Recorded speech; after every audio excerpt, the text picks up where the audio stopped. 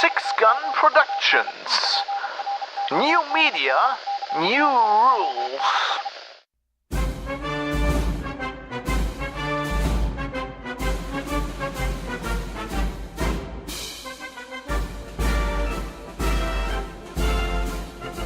This is Geek News Radio. Broadcast 53 for Friday, December 22nd, 2017. Ahab's Quest.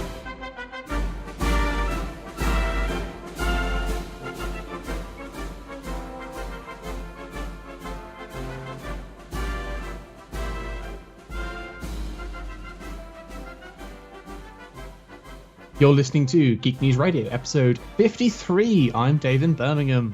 Hello, Dave. I'm Fab in Hamburg. Hello, Fab in Hamburg. We're doing the audio switcheroo thing. Yeah.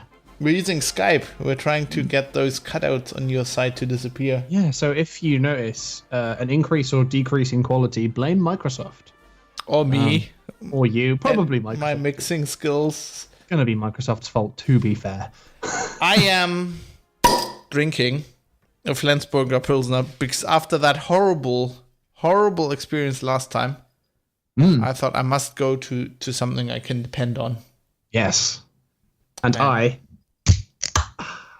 have a Punk IPA because I'm a rebel. That sounded great. That's because I held the can like a centimeter away from the microphone. That can go horribly wrong if the can sprays. In the kind of old rum doing style where they'd really fetishize the opening and pouring of the rum. Which is great. Yeah. I'm not going to give you like ASMR pouring in my mouth noises. That'd be a bit weird. Oh, God. Welcome to the last show of 2017.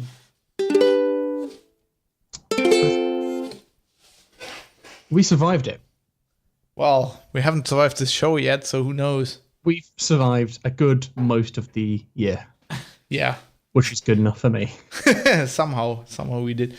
Yeah. We have lots of stuff to talk about, some news, which will hopefully still be news by the time the show goes out, not like the last two times. It'll still be absolutely fucking hilarious. Yeah, both of this is just fun. And then I got an iPhone, I'm going to talk about that. I want to talk about... You want to race? I want to race. I want to talk about Total War Warhammer II. I saw a Star Wars. Of course you did. Yes. And I think we should each of us vote our game of the year. I'm not prepared. I'll do this live on the show. I am very prepared for that. You are? Okay. I had a semi-flippant but kind of probably quite serious list. And then we'll revisit last year's predictions that we apparently made, which I can't remember. As far as Game of the Year is concerned, PC Gamer's Game of the Year is Divinity. Yeah. Which Char must be over the moon. Exactly. Yeah. Everyone at Larry seems super excited because they've made a fantastic game that is terrifyingly big and hard. Yeah, it is kind of hard, isn't it? Katie's been actually playing it more than me. Oh, wow. Got some breaking news. Oh, well, it's not really breaking news, but I was just on Twitter to try to find something. And there's a new ship coming to Elite Dangerous. Ooh. The Type 10 Defender. Type 10 Defender? That sounds awfully like a Star Wars name. Well, no, it's like the type is because of Lakon, and it's the anti-Thargoid ship. Wow, it's really cool. Have a look at that. That's hot. Apparently, Lakon Spaceways have been building this to combat the Thargoids. I like that a lot. That is very nice. I would like one, please. Looks good, doesn't it? It's probably very expensive. Probably. Lovely ship. Yeah. The first thing is we have a new logo, Fab. Yeah, I did that today. I wanted to do it for a while, and today I'm slowly winding off work. I still have a week to go, but I've got so much overtime stacked up that I'm just like working a few hours a day now. And so the rest of the day today, I made the Six Gun logo. It's not completely new. Updated it a little bit. I think it looks... It's a subtle rebranding. Yeah. And the rest of the time I spent on custom emoji for the Discord. Yeah, the Discord has so many new emojis now, and it's fucking brilliant. It's got a ukulele emoji. Yeah, it's got Blood Angels, Ultramarines, Dark Angels. It's got all the Chaos Gods. It's got a wall. It should make that noise. It should do. That's what it makes in my head every time someone reacts to it. We've got the MSV Duisburg thing. We've got 3 Poirots. No, we've got the best detectives in the galaxy: Miller, Columbo, and Poirot. That's true. My brain just turned that. I don't know why I turned that to 3 Poirots. In my head, they're like detectives. They're all Poirots. I want to watch those things. I'm getting ready to watch them. I've never seen them. They're really. I mean, I'd say they're really good. A lot of them are garbage, but they're good in a kind of. In Germany, Sushi is really not known at all. Like that's strange because, like in the UK, at least, like, yeah, he is. Well, for us, that's most people's Poirot. Peter Ustinov. Yeah, like it's like a. I think the thing is like those ones don't get repeated on TV as much. The ITV ones, like. Is their kind of go-to show to run when there's... Yeah. They never showed them over here. I don't know if they never dubbed them or something. I don't know. I don't know. There's a load of kind of like weird British stuff that I could see someone going, man, this isn't going to translate anywhere else. Well, no, it's not that because... Not like translate, but like, man, this is kind of plays on a very weird... Well, no, because the Ustinov stuff isn't, it's the same stories. Like, it's not that much, but it's the same stuff, basically. Potentially, but I think you'll enjoy them. They're great, and especially if you're gonna watch along with Crate and Crowbar. I will do that. I'll watch that. I'll listen to their podcast. Little Grey Cells is called. Yeah, so we got a lot of stuff. We should get started. This will be a long show. Some people who should have used their Little Grey Cells fab was Mozilla. Oh, this is amazing. It's fucking just what? So Mozilla. When I don't know if people are aware, but whenever Mozilla does something good, they immediately have to follow this up with just destroying everything they just did. So, what have they done? What happened is that there's the TV show Mr. Robot that like has kind of full spectrum advertising. It's on buses. I don't know. I've never seen it, and there's not advertised over here either. Oh, really? Okay, so in the UK, like when the new season comes out, it's like on all the buses. It's everywhere. Isn't it Netflix? No, it's not Netflix, is it? It's Amazon. It's an Amazon one. That's why I haven't seen it. And I've not watched it. I have kind of no interest in it, but like I feel like everyone knows about it. Turns out Mozilla teamed up with the people making it to kind of do a bit of an augmented reality thing, wherein if you had opted into one of the metrics things for Firefox, they silently just installed an add-in, which lots of people have opt-in for, I guess, because it's kind of default, isn't it? It's an opt-out thing. Yeah. So I think pretty much everyone has it enabled unless you kind of click buttons. And yeah, it's it's an add-in that's basically just like an advert for Mr. Robot through a kind of augmented reality game thingy. But it seems more sinister because isn't it called something? It's like it seems really sinister from the name, so it's just started appearing on people's system. And they thought it was malware or something. Yeah, it's called Looking Glass, and it doesn't seem in any way sinister, but it's got the sinister name because Mr. Robot's all about like sinister kind of hacker shit.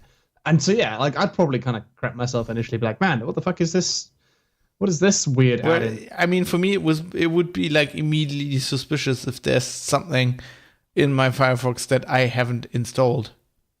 Yes. So it turns out, as far as I can tell, from what I have read, and unless you've seen anything else, is that they didn't actually get paid any money to do it. No, that's what it seems like. They just sort of did it. They just sort of asked, like, hey, can we do this thing to promote Firefox? Potentially with the idea that like Firefox will get a plug in the next season of Mr. Robot or something, which is kind of stupid because like I don't know. I feel like the Venn diagram of people who actually are watching Mr. Robot and also like have heard of Firefox is probably quite close to a circle, just because it's for nerds.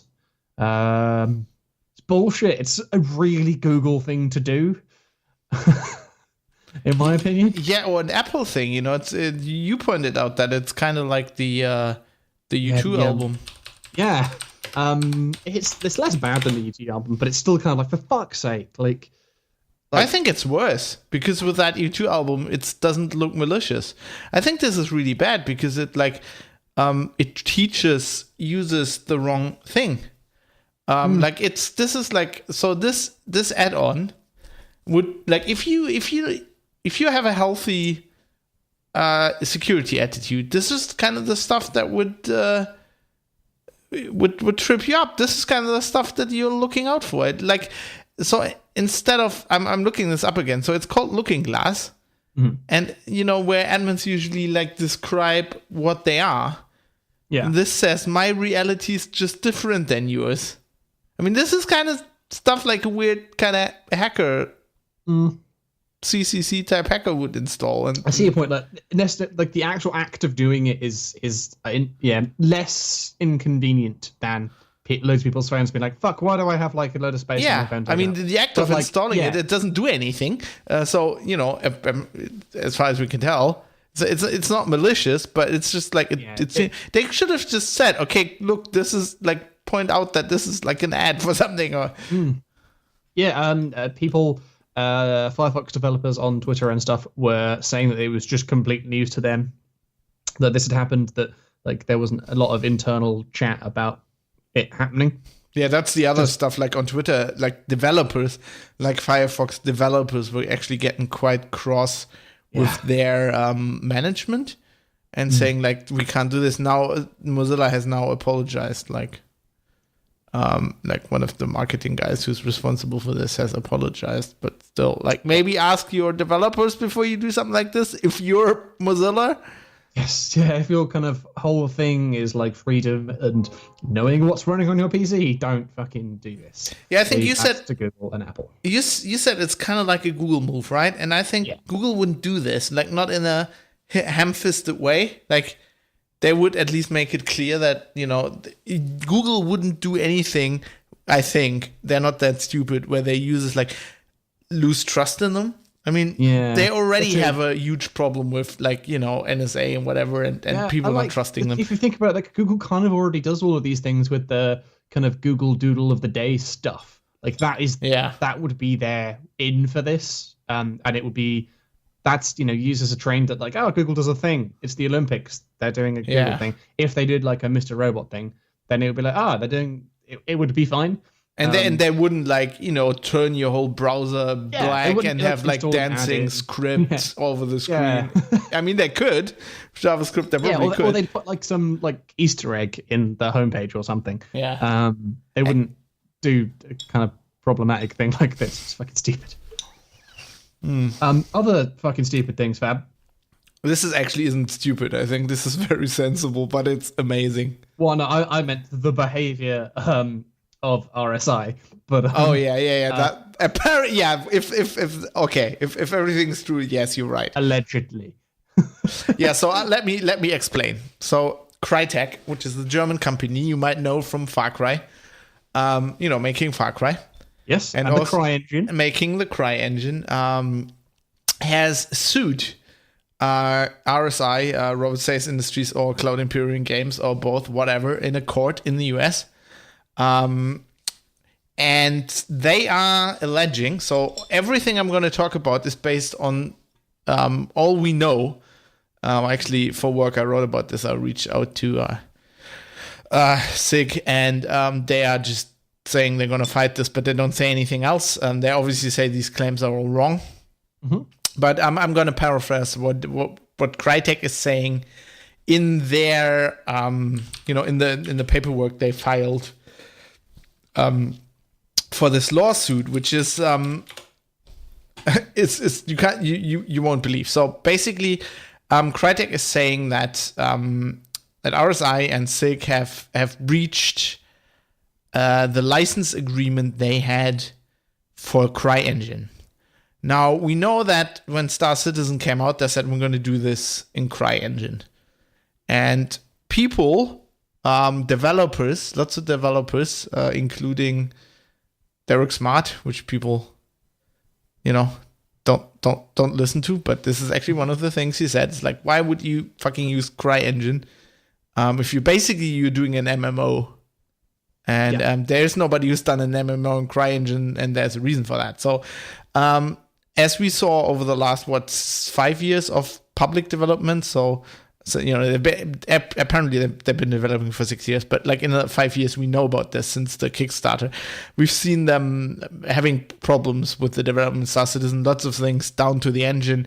We've seen them go, well, basically we've changed so much that it's our own engine now. And last year they actually said, okay, we're switching to Lumberyard, Amazon Lumberyard. So Amazon Lumberyard is, as far as I can tell from all the information I have, is Amazon licensed the CryEngine. So I guess they're paying Crytek. Yeah. And so CryEngine is pretty expensive, I think. Yes, and it's flagship kind of AAA material. And Lumberyard is basically, they're giving you the CryEngine for free, like if you're a developer, or for a very small fee. Yeah. That's not comparable to having a license agreement with Crytek. But it's CryEngine, but it is targeted at making online games. And where Amazon makes their money is it is hard tied into AWS. Yeah. So, and it's actually it's supposed to be like streamlined for, being better for online games than CryEngine. So for Star Citizen to change to this was actually made sense, because it's like they always had problems with their netcode, and this has like lots of netcode stuff built in, as far as I can tell. Yeah. Seems reasonable so far. Now the stuff Crytek is saying. So Crytek said before the Kickstarter, before the fundraising for Star Citizen, even on their website, Chris Roberts and like this is what they're saying, their attorney, their chief like legal counsel, guy called Ortwin Freimuth, he's actually German, negotiated with us a deal to use CryEngine in Star Citizen. So as part of this deal, apparently, they said, going forward, Star Citizen can only use CryEngine. They have to advertise CryEngine, which is normal. That's why you have those splash screens at the start of games that you can't click through. Because people, like the developer, gets a discount, or often a huge discount for this. And so they have to use CryEngine, and they could, for this game, they have to advertise it, and they can only, like, it's only for one game, a game called Star Citizen. So now this creates several problems if you know what Star Citizen has later done. So first thing, they spun out the single player campaign. It's called Squadron 42. Yeah, that's 2 games. Well, the thing is, they will say in this lawsuit that it isn't. And they will say that they're not selling it. But they are actually, you have to, well, they're not selling their game. So you have to pledge, you have to basically donate money. And that will mean that if you now want to play Star Citizen, you want to get the download thing, you have to pledge money, and then you get Star Citizen, right? With certain ships or whatever, a certain package. And you have to pay extra to get Squadron 42, which you can't get but which, when it comes out. So I guess Crytek will argue, and I think with good reason, that they're basically selling this. They're saying you're pledging, but these are definitely 2 different products. And Chris Roberts personally come out on stage. I've seen video of him, when they announced Squadron 42, and later when they delayed it twice. He's always talked about this as, we are. There was a lot of backlash in the community because people, backed Star Citizen on Kickstarter. And if you back then, you get both games. Like I backed in the Kickstarter. I backed shortly after the Kickstarter campaign, which means I'll get both games. I now have Star Citizen, and I will get Squadron 42 when it comes out. But there was a lot of backlash for them at some point, just dividing it. And if you want to get it now, it's been like this for, I guess, a year. then you need to pay for both. And I think Crytek will say that. Now, this means that they've broke the clause in the license agreement that says we only make one game. Now, Chris Roberts went on stage last year and publicly said, we don't consider this game to be CryEngine anymore. And I think he didn't say this, but I think they posted about it. There's been documentation out there where they said, okay, and we're calling it StarEngine. Yeah, which is weird because if it's an Amazon thing, surely they can't call it that. No, it wasn't at that point. It wasn't Lumberyard. Oh, okay. They said we made so many modifications to the CryEngine that we're now calling it StarEngine, and we don't consider it CryEngine anymore. So at this point, they're broken the you can only use CryEngine rule. Arguably. And presumably at that point, they're breaking the advertising that it is using CryEngine as well. Yes, and now you could argue that maybe, okay, they could say it's still CryEngine. But at the point where they switch to Lumberyard, both these cases seem to be very clear cut because now, I wrote a story about this. I'll put a link in the show notes. And as the headline image, I took the splash screen of Star Citizen as it stands right now. In the lower right-hand corner, it says Lumberyard. Yeah, that's not good. So I think they clearly broke that. So there are these claims. So these are all contract claims. Now, claims that they broke the licensing. Oh, by the way, Crytek points out that they produced all the render videos that they used in the Kickstarter and in the other crowdfunding on their website. Yeah. So as part of this deal they had, Crytek actually produced videos, rendered videos, to advertise Star Citizen. Right. Because obviously, they're Crytek. They know how to do. They did Far Cry. They can do CryEngine. They can also do videos and render sequences and shit like that. So they did that. So they're actually saying in the lawsuit that the amazing amount of money that Star Citizen has raised is directly as a result of this. Mm-hmm. Which I guess they're trying to make the point that they're owed some of that cake. Now, interestingly, this isn't only a contract lawsuit because this is filed in the federal court, I think in the federal district court for California. Mm-hmm. The reason being that they also have copyright claims, which, as far as I understand, if it's a U.S. company and a company outside the U.S. and it's a copyright claim, it's immediately a federal case. Right. Which you got to take a lot more seriously, I think, than there's some small court somewhere. Mm-hmm. And they're saying this because this is the hilarious part. This is great. So Star Citizen do these video shows. You might be aware of that. Mm-hmm. Where they're very open about their development. And they do a show called Bug Smashers, where it's basically one of the developers in front of his desk explaining a bug they've been working on, and then explaining the solution. And they're showing often on screen their live coding. Oh no! Now Crytek is saying, as part of that, they did basically leak confidential CryEngine source code in videos.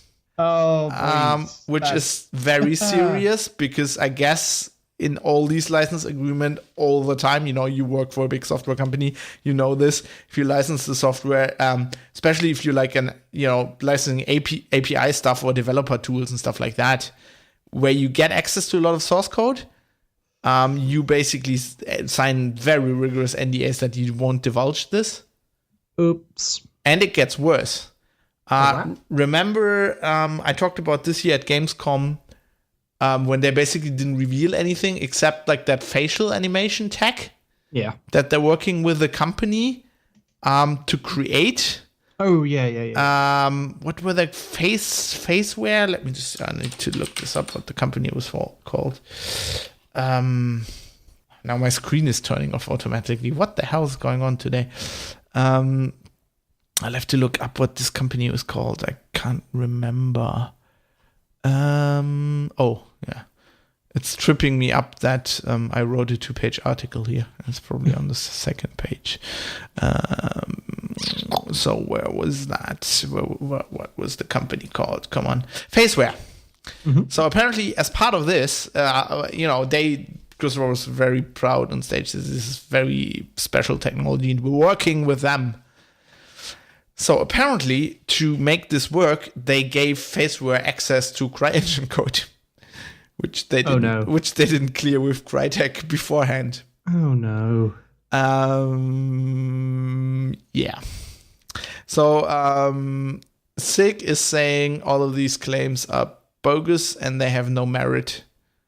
And that's everyone sensible is going. That's all maybe they say. They do. They look like. Maybe it does have merit. I'm not a legal specialist. No. But they look like very solid claims. I mean, I've seen Bug Smashers videos and I've looked back through them, and I don't know.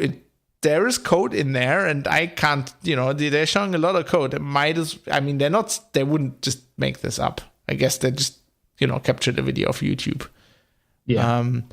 The advertising case, if that was actually in the license agreement, that seems to be very clear cut. And if it wasn't, why would Crytek say that? Like, why would they lie about the license agreement? I mean, that's the first thing the judge's gonna say. Show me that license agreement. Oh, some very interesting stuff, by the way. So Freiermut, like the main legal counsel for SIG, mm-hmm. Crytek is saying in the past he used to work for Crytek. He was engaged, like Crytek paid him to actually negotiate license agreements with other parties for them. Mm-hmm. So they are saying he should have excused himself from the deals, like when they made that original license deal, like because he knew stuff about Crytek's business dealings that were insider stuff. And the other thing is, so he signed it for SIG, right? Yeah. And the guy who signed for Crytek later went to work for SIG. Oh wow. So I gotta look up the name so I won't get this wrong. Like, obviously, I'm being very careful here because lawyers. I just saw. I mean, that doesn't have to mean anything. He's called Carl Jones, mm-hmm. and he's now head of. I think he does licensing stuff as well for like SIG, which is makes sense. Mm-hmm. But he used to like run these negotiations. Crytek is saying he ran those for Crytek and now also works for SIG. Okay, now the next thing I'm going to say, like that's what we know. That's basically all from the filings. Might be wrong, but it seems to me, why would Crytek lie about this? Because it's basically based on the license agreement and like the copyright stuff. Okay, with Faceware, I don't know about that. And I don't know about the Bug Smashers videos, but I can believe that's right. Now comes stuff that I'm just making up. Mm-hmm. This is all just hearsay. Right. And, don't take my word for it.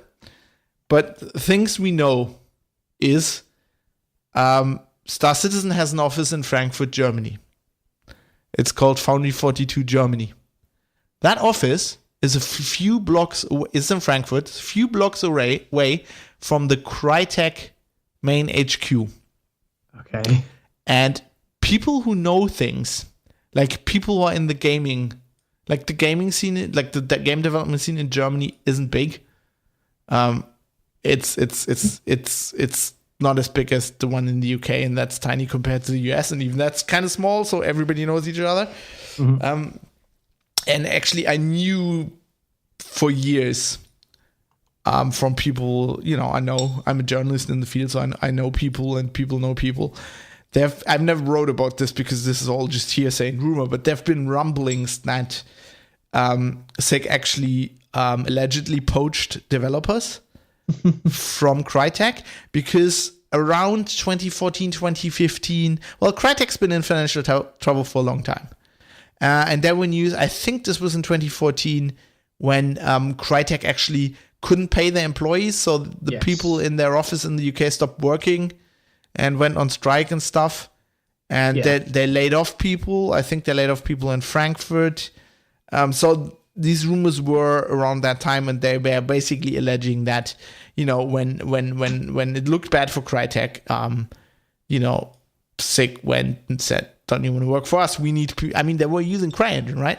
And they were collaborating anyway, because they were doing stuff with CryEngine, SIG. They were saying this in their videos that CryEngine wasn't really made for. This stuff Derek Smart said as well, just like from another. They phrased it differently, but basically, the netcode and stuff. And they were heavily modifying CryEngine, and they were actually doing this with Crytek at some point, because in the law filing it also says that Crytek had a deal with SIG that SIG would supply them with patches they did to CryEngine, like when they patch stuff.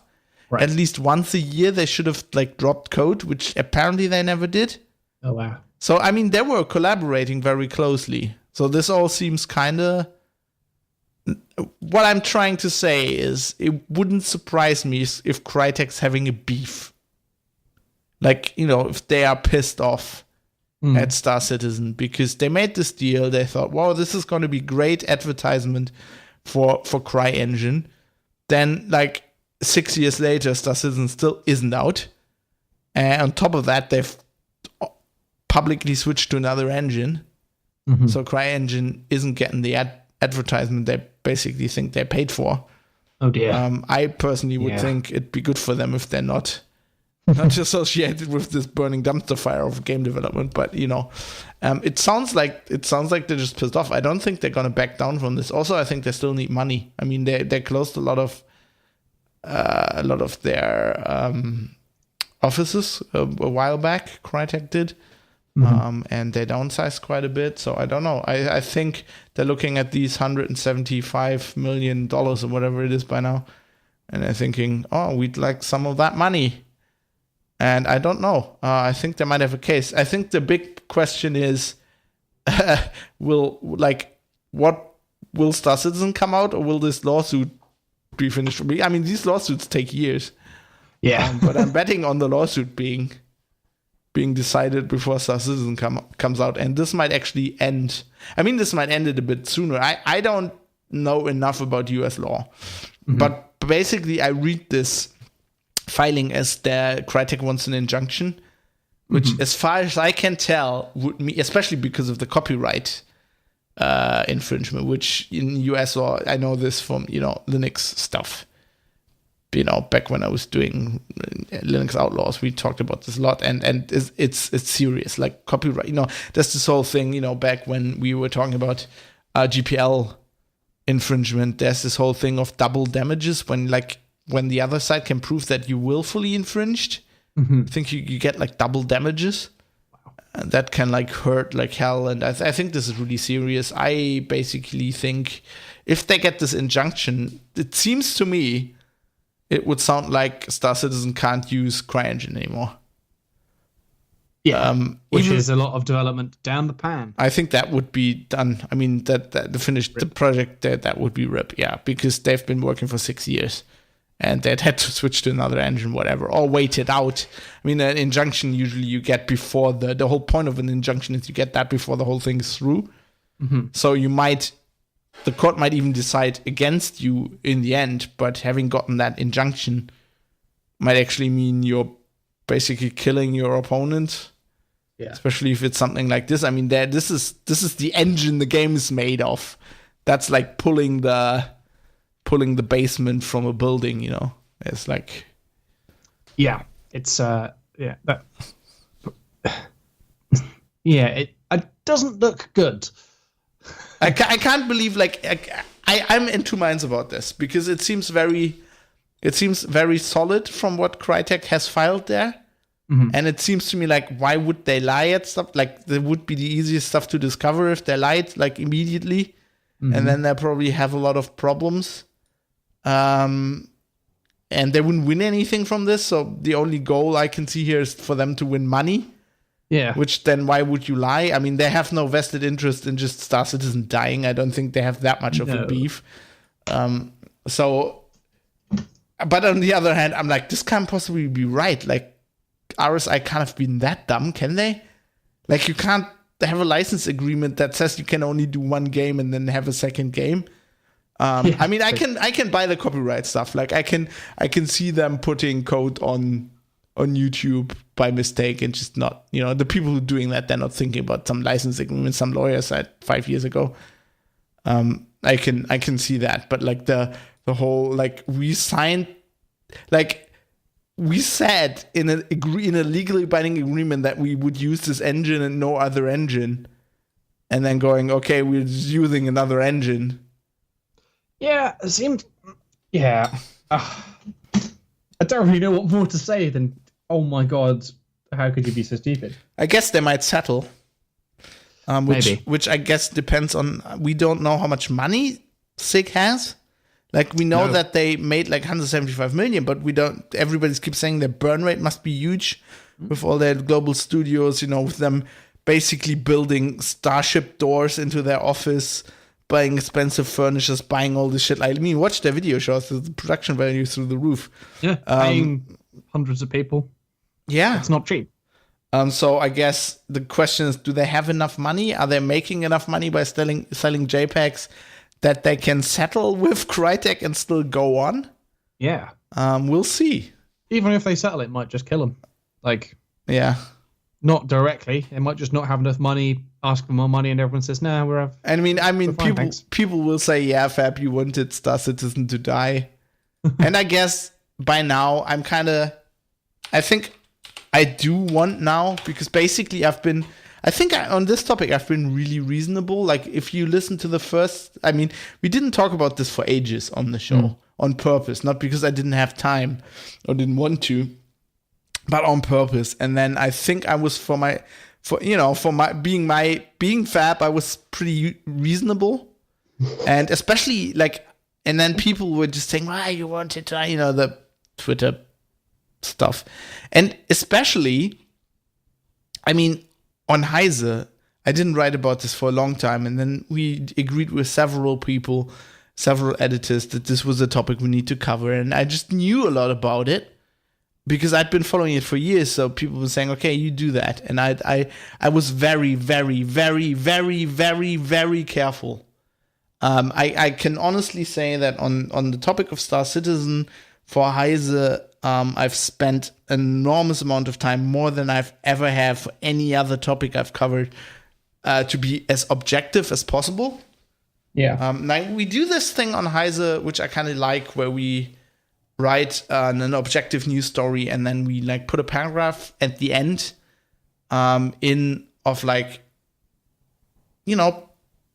grounded arguments, like basically a little bit what we think. Yeah. I like doing this with because journalism, like objectivity in journalism, is an illusion. You can strive to, you can strive for that, but it will never completely. Yeah, you'll never achieve it. I mean, you're always biased. I mean, you're biased by just deciding what you cover. Yes. Everybody's fucking biased. And I like embracing that a bit, like trying to be objective, but then also like saying where you're coming from so people can see, well, this guy is he's an elite backer. He also backs Star Citizen, but he thinks, this and that. And I've given my best to do this, and every time I write about this, it's just like hell breaks loose, and I'm well used to that. I'm just ready for it to be over. Like, either way, either I want the game to come out and I want it to be a success, or I just want to stop. Like, I don't want it to be a thing that's just like the Duke Nukem Forever that just takes and it's a just decade. Like, and it'll hurt. Like, it'll hurt crowdfunding when it goes down. I mean, it's already hurting crowdfunding, I think. Yeah, but it was just like horrible shit because people been when I wrote about this, wrote commentary piece about this, like basically column. And there was a guy calling for my head. He wrote to the editor-in-chief and said, you need to fire this guy. And that was a line crossed for me there. I thought, I'm definitely going to keep writing about this. And I'm going to be a little bit happy when it goes down, just, for myself, because I said this was going to happen. The thing you have when you call something, I mean, and you're right, and the world says you're wrong. And then when you actually proven right, I mean, I'm not going to be as happy as Derek Smart. I think he's going to be on cloud 9. He's gonna build a golden statue of himself and put it down in the ruins of Sick headquarters or whatever. I had Nicholas once again made my week. So when I wrote about this lawsuit, I was actually I was in a Discord while I was doing that, and I was like just expressing my disbelief why I was reading through the court filings. Yeah. And he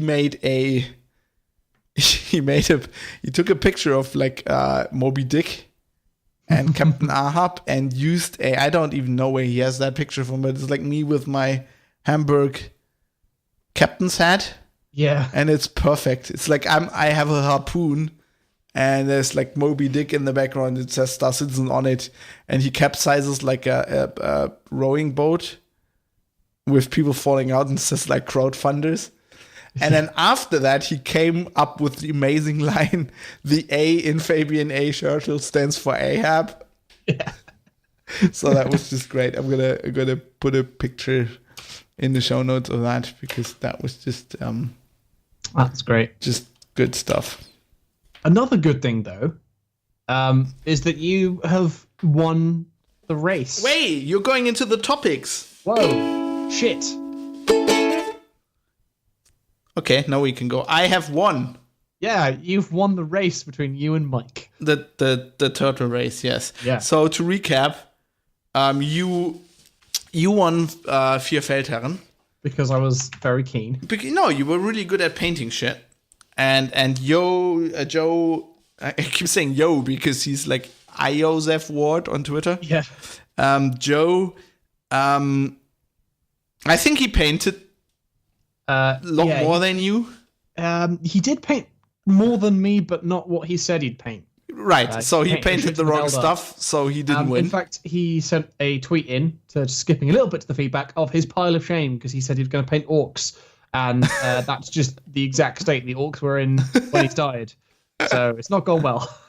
The link to the tweet and the photo is in the show notes, probably. That's great. Yeah, and then it was down to Mike and me, who hadn't painted. And I couldn't paint for like a few days, but Mike couldn't really either. And he then was flying to, I don't know, the Emirates, somewhere. Yeah, the Emirates. Somewhere hot. And I won. I painted a chaos cultist in the time when he was like working in the desert, which took me a week. I had a week off, and it took me a week to finish it. I didn't paint all the week. I just painted, and then a few days went by, and then I finished it. Yeah, I'm kind of happy with how it turned out. I've since then started a second cultist, which is now like a quarter painted. So I guess I'm in second place. Yeah, and you've with one painted mini. This is like the worst hobby segment in the history of 40K podcasts. If you think about the hobby segments from, say, like podcasts like the Independent Characters, what's really important is what you bought. And I understand you've bought 3 books. Well, yes. Yeah, and also compared to that other podcast called Angels of Death, we're pretty good. Because on there we never did anything, did we? I tried painting stuff and reading stuff. It was mostly the reading we did. Speaking of Angels of Death. You've ordered the Space Marine, Blood Angels, and Dark Angels Codex. Yes, and they should arrive tomorrow or the day after, and I can't wait. That's good. I bought the Blood Angels Codex. Minor rant time. There is... Wait. Minor rant time. With slippers. Dave gets annoyed at a retailer. So, in the past, I have recommended... Actually, I said in the past, like 4 years ago, on Angels of Death, I said there's a great store in Sheffield called The Outpost. And they do, like, Warhammer stuff, and they do decent prices.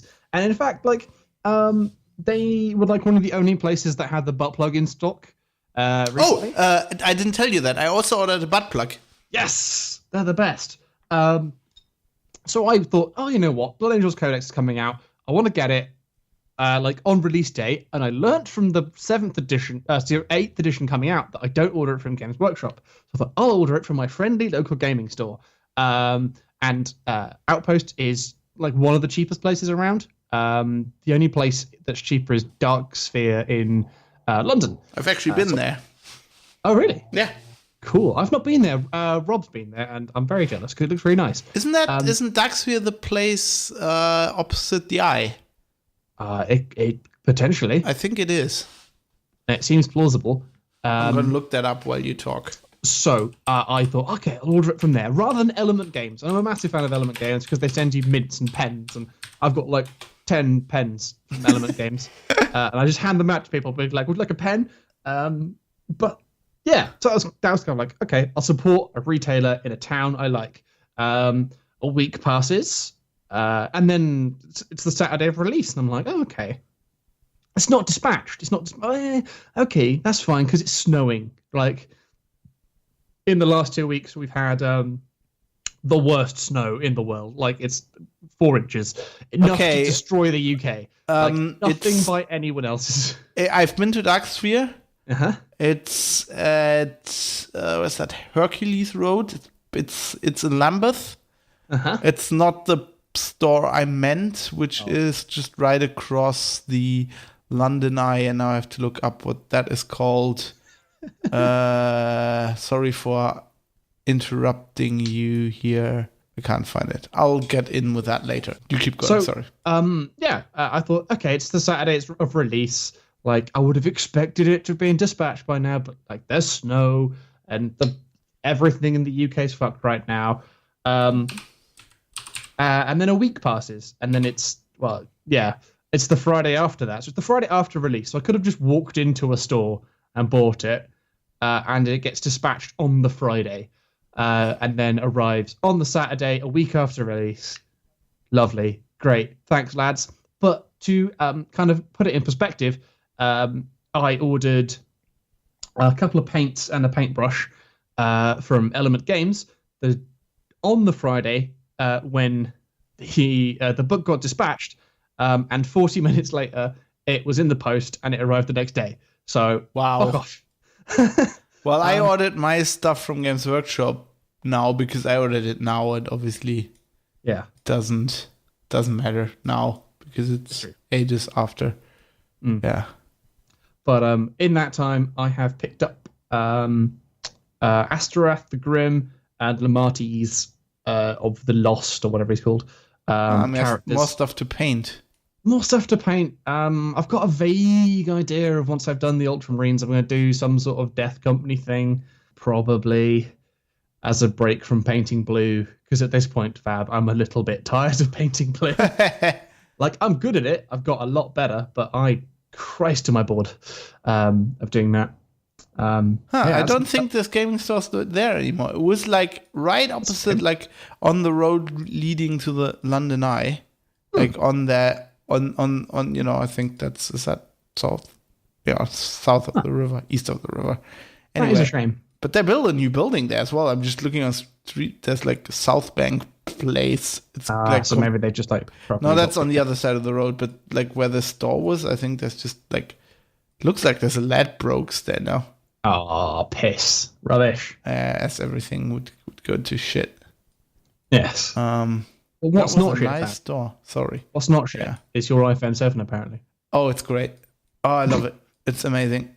This is it. This is the dividing line of the podcast now. It's like people are completely like, it's funny. People are like, oh, why do you have an iPhone? And you're like, I had fucking iPad. I have an iPad. I had the first iPhone, which I loved actually. And I used to have an iPhone 4S. Like basically that was my work phone when I was in the UK. I must say yes, I do not like iOS compared to Android. I think Android's better. Because that's just like iOS isn't as bad as macOS. I can't use macOS because I'm used to like customizing my desktop and whatever workspace. And iOS is a bit like that as well, where you can't really do that. Mm-hmm. But on the phone, it just doesn't matter as much. Yeah. So the customizing I want to do, I can pretty much. There's some annoying things, but it's gotten a lot better, I must say. It's really usable, and I just gotta say the hardware is just really nice. Like I got an iPhone 7 because I don't believe in the fucking glass on the back. The iPhone 8, that's just stupid. I mean, my 4S had glass on the back. That was dumb. So that's just my perfect phone. It looks great. It's got like this little. I like when they have like the rounded screen border, which is kind of. I love that. Where it feels like the screen is round. It's not really. But it's nice, and the thing was, my 5X broke, right? It's had the same thing that Katie's has. They all die after a year and a half, as far as I can tell. A year and a half or a little bit. Some die a bit earlier. So basically, they have on the motherboard. I think it's a problem with the die. The CPU cores aren't. There's some like the connections they just break, and it will just end up in a boot loop. You can hack it so that it just doesn't use the fast cores. Oh wow, that's terrible. But yeah, that it was already slow as it is. No, yeah, don't do that. So I'm gonna get warranty from LG because I don't want to get them off. Let them off. Like Katie got a new one. She just like wrote Google and Google just sent her a new one, so they know what the problem is. They can't fix them apparently because they don't have any motherboards left. Oh wow! Because they've fixed all of them. I mean, they're all broke and. Like as far as people, what I've heard is like if they fix it, they change the motherboard, and then that breaks after a year and a half. Nice. So I was just like, fuck you. And then I need stock Android. My dad has a One Plus now. Mm-hmm. Not the newest, the one. Oh, the 3T or whatever it was. I think. Yeah. And yeah, it's okay, but I want stock Android. So I was looking at the Pixel 2, and let me just see that I don't lie here. To have a live comparison on the show, because that's the way we are. We just don't we just kind of prepare, and then we do the rest live. Just in time preparation. Yeah, we should. Can we copyright that? Just in time. It's very close to a just-in-time compiler. Well, it's a completely different thing. It's podcasting. It is, yeah. So the Pixel 2 is 649 euros, so 650 euros. Right now, there is a sale on with £100 off, and I feel like a fucking tool. Well, that is the sale. So after so it's 800 euros normally. Yeah, it says, and right now it's 650. Yeah, the one I had also has £100 off. So right now. I got the email. Google, fuck you. You know I bought one, you bellends. Don't rub it in my face. And the normal iPhone 7, the one with 32 gig, is 630. So I bought the one for 740. So it's 100 euros more. Yeah. But for all intents and purposes, it's the same price. Yeah. I could have bought the smaller one as well. It's a load of money. It's the same price, basically. And I am just not prepared to buy Google hardware at the same price as Apple hardware. Yeah. Because Apple hardware is fucking nice. And Google hardware isn't. Yes, some of the Nexus, the Nexus 5 was great. Oh, yeah. But I had problems with other Nexus. You never know. Yeah, it's very temperamental. I think I've lucked out with the Pixel 2 in that it's something I'm very happy with.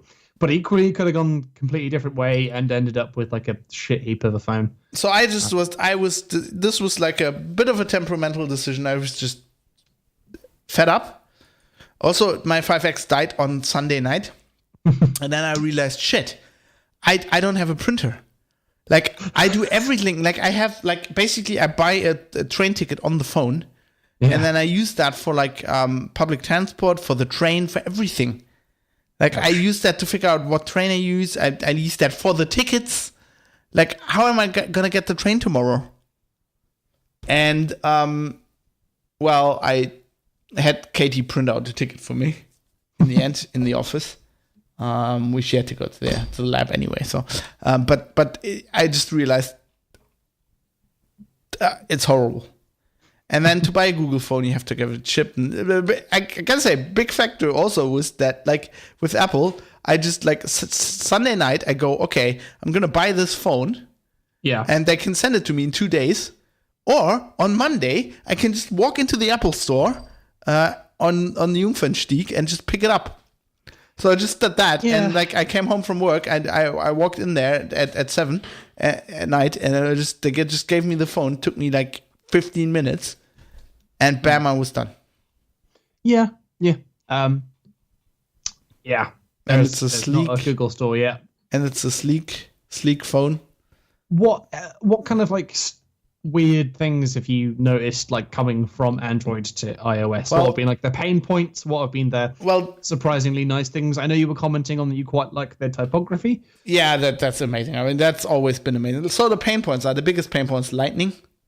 Right. So this has lightning cables, which is just shit. I mean, I still have one from my old iPad that I have, but that's just shit. Like, lightning cables are a bad idea in a world where USB-C exists. Yeah. And that is just, like, fucking annoying. Especially since Apple on the newer stuff is using USB-C as well, aren't they? Yeah, they've got USB-C ports on their later stuff. It charges via USB-C, doesn't it? But the newest phone doesn't, does it? Yeah, like the MacBook Pro. Okay, but the iPhone 10, I think, I'm just looking. It uses Lightning as well, I think. So it's just like Lightning's just annoying when you have USB-C. I mean, it's a better connector than whatever normal USB, whatever that was. But we now have USB-C. Mini micro. Yeah, DC. that shit. So we need that new C thing, that I want that. But that's okay. Another pain point is not having an audio jack, so I need like this little dongle, which looks ridiculous. It does. At least they ship that with the phone. Get some wireless headphones. I do have. I have wireless headphones. Well, I have a. I don't like Bluetooth headphones. So what I have is a Sony Bluetooth dongle thing that has a jack where I can just plug in normal headphones, whatever headphones I want. Okay. Which has the added benefit when that runs out of power, I can just use the dongle and use. Oh, that's actually like a good chat. I might copy that idea. The downside with the Lightning dongle is that I can't charge the phone and listen to music at the same time. But also the battery is, I mean, it's a new phone, so the battery's good. Yeah. But it's both of our phones currently it's still in the honeymoon period. It is. My phone battery life is still fucking fantastic. It is better though, a lot better than the last Android phones I had. I don't know how the Pixel 2 stacks up, but it's better than Android phones. I'm noticing that the battery life is good in the sense that it's a new phone. It doesn't feel supremely amazing, but I don't know if I'd be able to recognize that. The thing I'm still really enjoying is just having quick charging, being like oh no, it's hit 5%. Shit, just whack it in, and like a bit later, you've got like plenty of charge. So the iPhone does that. The iPhone does that too. I feel like the kind of long battery life isn't an everyday kind of thing that you worry about. Sure, it's going to be useful like in an emergency or like for special events, but like day to day, it doesn't really matter. Yeah, it's the same thing. So this is a step up over an Android phone, but it's just a tiny step. And I charge my phone overnight anyway, so I don't really care. I always carry a charging cable because I might be using it a hell of a lot on the day, and sometimes I have long days, and I can't like run out on the train ride home. I need like my podcasts. So I always have a charging cable somewhere, and I just plug it in the office if I need to. So what has been the iOS pain point? So the biggest iOS pain point, and this is going to be a rant.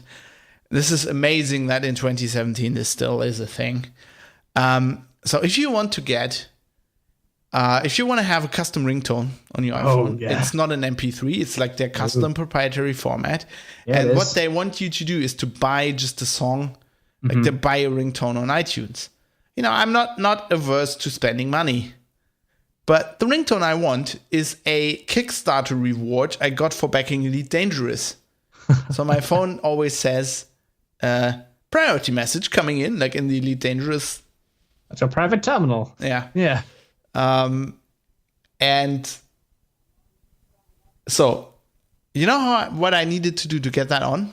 Oh, it's okay. Is it like you import the thing into iTunes? You hit No, I install an app. Listen to this. You'll laugh your ass off. I install an app on the iPhone, right? Then I take my MP3 I want, put that in Dropbox, save it on the iPhone, import it into the app. Then I need to clip 40 seconds. Usually, in this case, I don't because it's not 40 seconds long. You know, these ringtones can only be 40 seconds. Then I need to plug the phone into my computer. Right. Activate file sharing. Oh my god. Pull the ringtone I just made. You know, get it, share it via iTunes file sharing to my desktop. Put it on the desktop. Then import it back into my iTunes library as a ringtone, and then sync it to the phone. It's garbage. That is fucking stupid. That is just no, Apple. That is just no. Whoever is responsible for this should be shot. That is fucking terrible. That is the most hilarious thing I had to do with a computing device in 2017. I thought Android was kind of shit in the sense that there are about 3 ringtone folders, and I just drop MP3s in all of them until it works. Well, at least it works. Fucking bullshit. Now, that's just hilarious. Like the biggest problem with iOS is still like sharing files, like getting them on the file system, even though they made it a lot better, even though it still doesn't have a file system like Android. You have lots more like things in the apps and the built-in apps that you can just, it's just basically as having a file system, but it's still a bit more pain in the ass getting files on there and stuff. But that works. Now, a great improvement is a fingerprint reader in the fucking home button. Oh, really? I have no idea why Android has the shitty thing on. No, it works every time. So basically what you do is you press the button. You just press the button, you're logged in. Yeah, but my phone is I pick the phone up and I'm logged in. Like, yeah, but you have to have your finger on the fingerprint reader. Yeah. And I always... The fingerprint reader sits where I put my finger. So right, for me that never worked. Like I always had to consciously put my finger there. With this, I don't have to think because I push the button anyway. I suppose, yeah. So I just love that. As far as I can tell, the fingerprint reader works a lot better than the Android one. It works literally every very time. Temperamental. There's not a standard fingerprint reader as far as I can tell, or at least implementation of the hardware. The reviews of fingerprint readers vary wildly in terms of how good they are. Lots of people are commenting that the Pixel 2 has much faster fingerprint reads than other Android phones, but I still notice it being like, oh, there's a little bit of a lag, but it's fine. This works every time. I have no idea why this. Well, I have an idea why they switched to Face ID, which is shit. Basically, because they couldn't fit a home button on the iPhone X because they wanted it to have no border, which is just dumb. Like I rather have. It's all about being able to tell when you're looking at adverts. Yeah, I think the design's just dumb. I like that border. Like I need to hold my phone somewhere, you know. Oh yeah, like people's fetish of not having a bezel is just dumb because how are you holding it with fucking tweezers? So I literally think the iPhone 7 is a better phone, like hardware-wise, a better phone than the iPhone 8 and the iPhone 10, which is why specifically I bought this, even though it's smaller, it's slower. I mean, that's saved me some money, but I have money I could have, bought that. Yeah, I mean, I'm planning to spend 800 euros on a gaming monitor. So, by the way, thanks to listeners who suggested monitors. I think you helped helped a lot. They gave me on Twitter. They gave me a few monitors to look at, so now I know a lot more. So that really helped. So I'm liking this phone. The camera is brilliant. Mm-hmm. I've laughed at people who said the iPhone camera is just great. It is good. It's really good. It's better than my 5X one, but I guess the Pixel 2 one's better as well. But it's I must say the OS it's a lot slicker. It's nicer. It's Apple is like the typography is better. The transitions are better. Just the little animations are just really nice. I just love that swiping. I even like the Mail app now. Because swiping, it's like the Tinder, left, I read, right, delete. So I Tinder my mail. It's great. I like that. It has that with lots of stuff. I mean, otherwise, apps-wise, oh god, I installed Pocket Casts. It synced my podcast. Everything just syncs. I had everything backed up anyway. I knew the 5X would die, but I had it backed up anyway. So that's just like apps are just. I don't miss an app. The little downside is I bought a 3-month White Dwarf subscription on Google Play because I thought finally they have it on Google Play, and then my phone died, and now I bought it again on. Oopsie. I wrote them and said, "Can you refund me?" I don't know if they have yet. I need to read my email, but So yeah, that's stuff. Actually, reading White Dwarf on the phones actually works. Oh, another thing I really love. It's small. Mm-hmm. It's smaller than the 5X, just a little bit, but it's like basically the iPhone 7 is as big as the screen size of the base screen was on the 5X. Right. And it's just it seems like a small difference, but it's enough of a difference that I can have it in my. I always have my phone in my left front pocket, and with the 5X, there were moments when I was sitting down when it was like poking me, and I had to adjust it because I thought, it's going to break or whatever. Yeah. And with that, it's small enough. The iPhone 7 is small enough that I never noticed that. Yeah, that's nice. Cool. I had to put on the 5X. I have I had like a bumper case. Yeah. And I had to put this on here as well, which is kind of a shame because it's such nice hardware. And I have like the gray, the black one, not the glossy black one, because that's just scratch. The space gray one or whatever. No, it's not space gray. It's just black, but it looks like the space gray. It's matte. Mm-hmm. It's just the normal black one, not the glossy, fucking shitty, scratchy one. But it's like you basically have to have a case. It's so nice and smooth that it's just like slippery. I had it like for 2 days and I thought, okay, I'm gonna buy a case. Because I'm really afraid of this. That's the thing with the OnePlus X. It was just so fucking slippery. Yeah, I really like it, and I must say, our iOS has come a long way. I've not really used it much. Like I've played with other people's phones. That's right, and I wasn't suitably wowed by it, but I wasn't annoyed by it. No, it's just like little, like there's nothing wow about it. Oh, one thing but it's like this old and boring. That little stuff is just like it's nice. It's smooth. It's nice. What I really thought I'd hate is like the icons that you can't like you can have a smaller number of icons than fit on the home screen, but you can't have gaps in there. Yeah. Because it doesn't have an app drawer. I thought that would annoy me. Yeah. I figured out that doesn't annoy me. And you know what is like freedom to my brain? What? Is I really like stock Android, but the thing that has annoyed the shit out of me, apparently, and I never noticed, is the Google search bar. Which you can't get rid of because I thought that's just like fucking stupid branding. Yeah. And not having that on the home screen feels like, hey, this is my phone. Oh, wow. It's not Google. Oh, and another thing I really like, Siri pops up, and the first time it pops up, you can go, no, go away, I will turn you off, and it never bothers you again. It's not like the fucking Google Assistant, which you can't switch off as far as I can tell. No, you can't. You can't. It go away. No, hello, I found this on the internet. Like, I think you'd be interested in reading. Man, somehow I've got Google just to give me Games Workshop stock price every couple of days. I don't know how I did that. It keeps going up, doesn't it? Stop. Like the thing is that Katie actually uses the assistant, Yeah. But the other day, like, okay, so she was using her phone. She put it on the charging cable, put it down on the floor, face down. Mm-hmm. Turn off the light, and we're like, okay, we're going to sleep. And then you know how it is, you still talk a little bit, right? Mm-hmm. And we were just like normally, like not very loud, just like normally just talking about stuff. And in the middle of me saying something, the phone goes, I looked this up on the internet for you.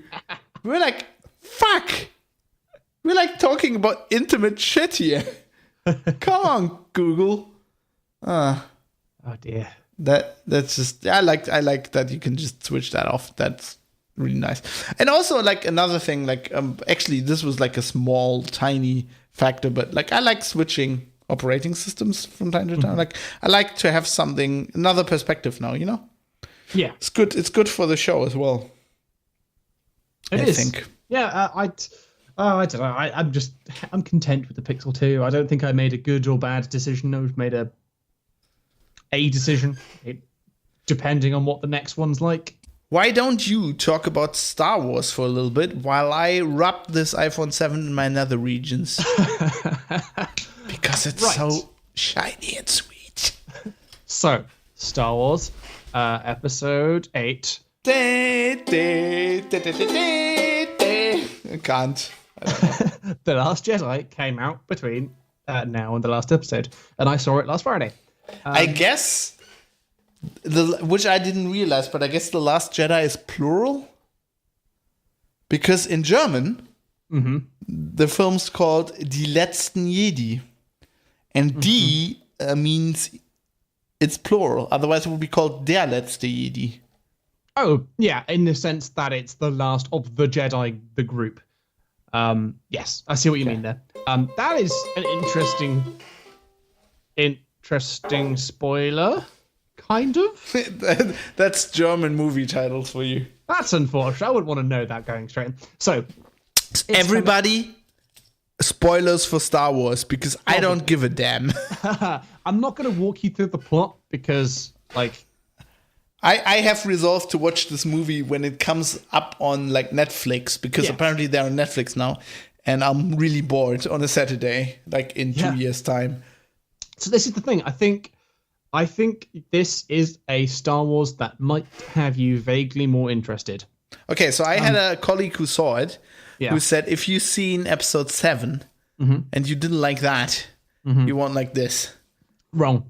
Entirely wrong. Okay. I rewatched episode 7. I just finished it with Ellie. Alex, are you listening? You're wrong. In two sessions with Ellie, because she's not seen it. And what do you mean in 2 sessions? You watched it twice? No, as in like we watched it's like 2 and a bit hours, and we were a bit lazy, so we kind of watched half and then half. Did you just walk out? No, like on Netflix, like just now. Oh, you mean episode 7? Oh, sorry, I was confused. There's too many Star Wars now. The Last Jedi once so far. Yeah. The whole point of episode 7 is that it is not a shot-for-shot remake of episode 4. It's pretty close, though. It is definitely maybe not scene by scene, but like plot point by plot point, the same with some deviations. Like it is a retreading of old Star Wars tropes. It's everything that was Star Wars rearranged for your viewing pleasure to trigger all of the emotional responses of like, yeah, man, this is Star Wars. We had weird films. We had 3 films that were a little bit shit in some respects, and now we're proving to you that we can do Star Wars again properly. And they did that, and it did a good job of being Star Wars. Episode 7 is like that. Episode 8 is entirely, the point of it is saying, we're moving on. Like, kill your darlings. Like, we're ready to not do the same thing anymore. It is still Star Wars in the sense that it's playing with all the same kind of like pieces, but it is okay. So the key things are it's kind of showing that at least Star Wars hopefully might, because this is a different director and a different writer. This isn't J.J. Abrams. This is the other guy. I can't remember his name. But not Lindelof. No. Oh, so God. It's being like Ronald D. Moore. It's kind of, I don't know. It's Joss Whedon. I can't remember. Sorry. But the whole point of it is that the universe is bigger than we have seen previously. Because if you think about really everything we've had in Star Wars previously, it's been the sort of Skywalker dynasty. It's been descendants of Anakin and their pals doing stuff, and everyone else kind of didn't matter at all. That's the kind of the vague theme of Star Wars, is that like that's that. But in this, you get reveals. There's all the internet fan theories about who Rey is, like who are her parents. Well, turns out her parents were literally no one. That's the whole point. She's come from nothing, and now she's like cool and interesting. What, like Luke? No. Anakin. I mean, sorry, like well, yes, Anakin. Anakin's okay. That's the start of it. But everyone else important is in some way related to the Yeah, Skywalker but Anakin didn't have a father, didn't he? Like he was like conceived by the Force or whatever that bullshit was. It's what they say. Yeah, but so they're starting to vaguely. I don't know. People are claiming that they're retconning stuff like that. So midichlorians were not mentioned at all. And Luke gives an explanation of the Force that is entirely not midichlorian based. So I don't really know kind of like how much of Okay, what's it based on? Just like it's the thing that holds the universe together. It's a much more well, that's not new. It's going for a way more like holistic kind of it's just the thing. It's the Force. It's the fucking MacGuffin. It's strings. The space wizard power that holds the world together. There's good bits, there's bad bits, and that's it. There's no kind of like scientific explanation of it because there is no satisfying scientific explanation of the Force. So Rey, her parents are no one, and it doesn't matter. In Luke dies. Spoiler. What? He dies? Yeah, because he's of old age. So basically, what's happened since the first trilogy is Luke tried to revive the Jedi Order. He had younglings. He was raising Ben Solo, Kylo Ren. He sensed like darkness within Kylo Ren, and then one night decides to, oh man, I've seen this before. Like he's going to be a new Darth Vader. Gotta kill him. Goes to him in his room. Is about to kill him, and then this is where the kind of stories diverge. Luke says, Luke's actually saying that like, oh, Kylo Ren turned and he attacked everyone. Blah blah blah. Kylo Ren says, oh, in the middle of the night, I was woken up by Luke attempting to murder me, so I tried to kill him back. What actually happened is that Luke went to kill him, turned his lightsaber on, and was like, there's still good in him. I can't do this. What am I like? I'm no better than the dark side if I do this. But in that moment, the Kylo Ren wakes up and then goes, you're trying to kill me. And then like in a kind of weird, kind of like not Shakespeare, but kind of like a kind of like a tragic kind of moment of like, oh god, if it only been like a second different, like none of this would have happened. Moment that's kind of like sealed their fates, and Luke's gonna feel butthurt because he fucked up, and Kylo Ren's gonna think someone tried to murder him. So after that, Luke goes to the kind of founding place of the Jedi religion, some island in the middle of nowhere, which is revealed. The location is revealed at the end of episode 7. What's the planet called? I can't remember. It's not me. It doesn't matter. He's in the middle of nowhere. That's the new Star Wars thing, is it? It doesn't matter. It's a pointless pronoun, like a proper noun. It's just a name of a planet. He's hiding out there. And dude, I'm the lore guy. I need to know this shit. If you want to get me interested, you can go watch the film. But he's sealed himself not that interested. He's sealed himself off from the Force because he's like, man, the Jedi's just need to go away because we keep fucking it up. So he sealed himself off from the Force, hiding basically there, waiting to die. So when Rey turns up, he's not best pleased. He's like, basically, please piss off. Like, I'm not going to train you. Yeah, well, we know that, yeah. The Jedi needs to stop now because this has just got too silly. But then obviously, like, there's going to be some stuff, and then eventually, like, he has a little bit of a chat with someone. So it sounds like he figured out that the Sith always were, like, disgruntled Jedi. And if the Jedi go away, there's no Sith. I mean, that's not really No, kind of not really. Okay. Because the whole point of this is that, like, again, with the theme of it not just being Skywalker people who have the Force, there's Rey, and there's some other characters who exhibit, attenuation with the Force, or what you want to call it. So the idea is that people will come across the Force, and they're going to feel the temptation to light or good. So getting rid of the Jedi is not in any way helpful. He has a bit of a chat with Force Ghost Yoda, and he's like, "Oh man, maybe Rey's going to be okay." Kind of parallel to that, the Rebellion are on the run in a kind of okay. Sorry. Yeah. Later you need to explain something to me, but I don't want to interrupt you. Okay. The Rebellion are on the run. They're running away from the First Order, who are still messing them up because. Okay, you need to explain this to me anyway. I didn't understand this in the first movie at all. So after the Empire fell, the rebels back then made like the Republic, right? They remade the Republic. And the First Order are what remained of the Empire. Kind of. I believe kind of in the extended universe that isn't canon, it wasn't as clear cut as. But they're kind of the rebels won. It was, we've killed the top lads, but there's still all of the bureaucracy around to clean up. But First Order is the Empire, right? Yeah, it's just the Empire. And there was the Republic. So who's the rebels now? Are they the Republic? So in the episode 7, the First Order basically obliterate the Republic. Starkiller Base fires the weirdly slow laser. Oh, you mean that where the Republic is all in one star system and they kill everything? Pretty much. It's then so they kind of kill like the government, like they nuke London basically, and everyone's like, oh shit. After that, and everybody is like, we still have Paris. Everyone's like, oh fucking hell, we'll always have Paris. We better just get in line, and everyone falls in line. The rebels are the rebels are the people who refuse to be cowed by the First Order. So they're still the rebels. They're still the rebels rebelling against the Empire. Still hasn't gone away.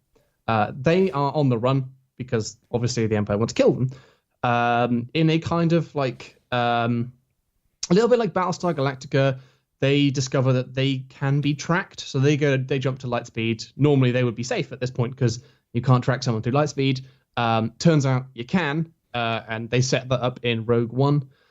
The MacGuffin that they're searching for in Rogue One is a method for tracking ships through hyperspace. And the Empire redevelop it or whatever. So they make a jump to what they think will be safety. They're low on fuel, and then the Empire just turn up immediately and go, oh shit, start fucking things up.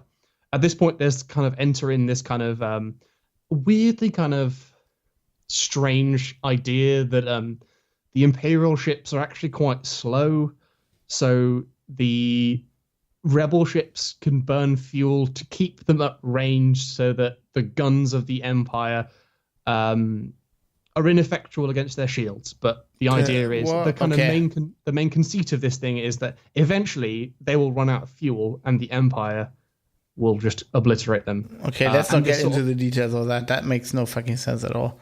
Yeah, because you'd be like, well, why wouldn't the Empire just like jump out and then jump back in at a different angle? Like it's, that's an issue that doesn't really make sense. Well, Star Wars, in that like none of the things in the new films like give any sense of scale. Well, in the old films, neither. Like that never made any sense. Old films, like there was like the training scene when you're on the Millennium Falcon going somewhere. Things had a vague sense that there were distances apart. Like Luke was out of communication with like people while he was on Dagobah. Like you didn't have like a map, but you at least felt like there were things and they were far apart. In this, everything feels like the way. Because during this weird scene, Finn and this new character called Rose, she's hilarious. She's really good. I think you'll probably like her. She's kind of a badass. In a kind of like adorable way. Like you wouldn't think she's scary, but like she'll tase you. They have to go on some weird kind of they had to go to like a casino planet to meet a hacker to basically they're going to like break into the ship and like break onto the Imperial ship with a tracking device and disable it. And that whole segment is very strange. Like, it's really it looks really good, but if you think about it too much, you're like, man, they have time to just dick about and go find this guy and come back. Well, that's Star Wars, though, right? It's like invading the Death Star. That never made any sense. Well, in the sense that, like, oh, he's a hacker, and like, there's this whole kind of like, the planet they go to is a planet run by people who make weapons for both the Empire and the Rebels. So like, he just like knows the codes to get back in. So it kind of makes sense, but it doesn't really make sense about like how they kind of. It's fine. That whole segment I really want to watch again because it doesn't really make a lot of sense. Like tonally, it's really weird, and there's like too much plot happening maybe.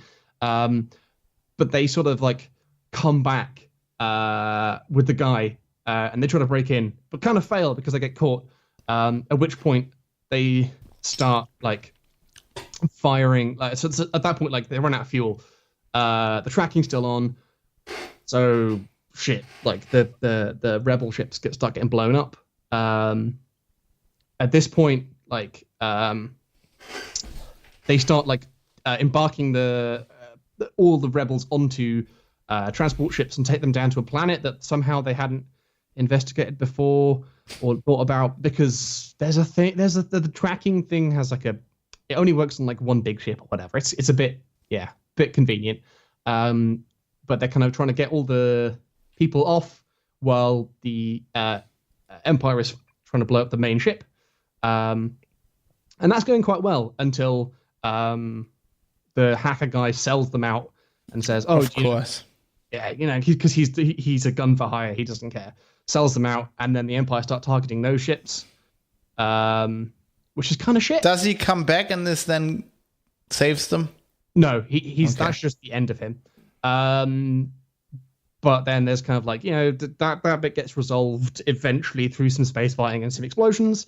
And then the kind of final showdown is kind of reenacting the Battle of Hoth, but on a kind of desert salt planet. Of course, yeah, which is a desert, but looks like, yeah.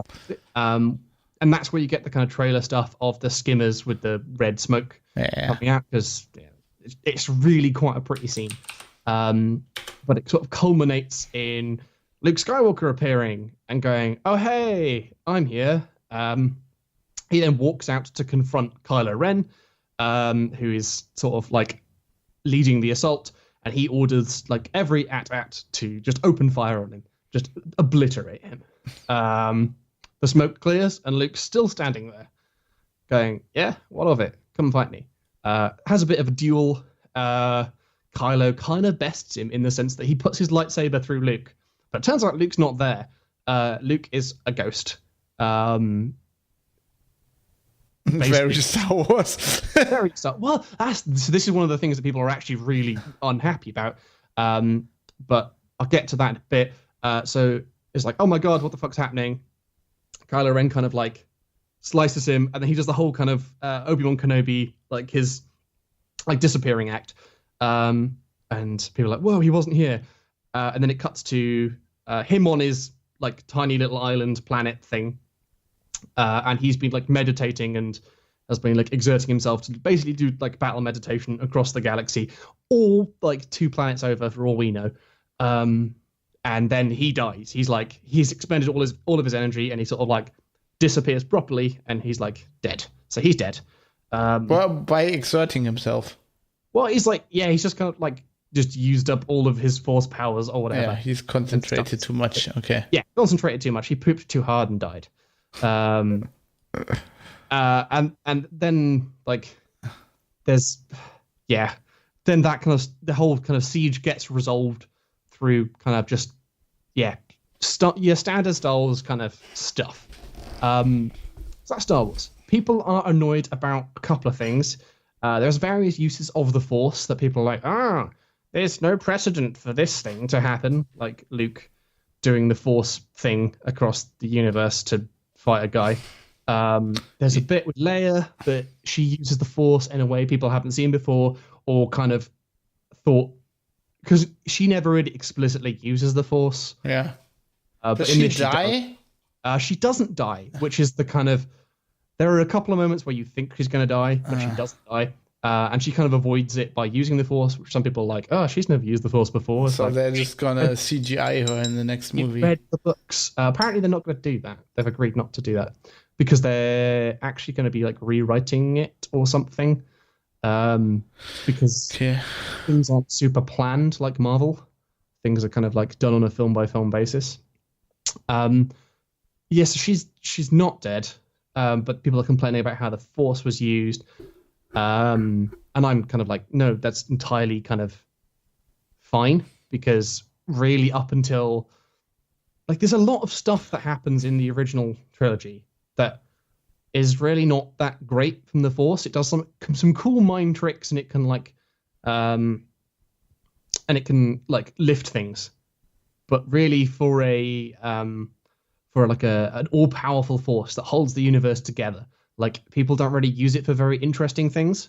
But in this, like the Force is used in a much more like whoa kind of really cool way than just like a cool sword fight.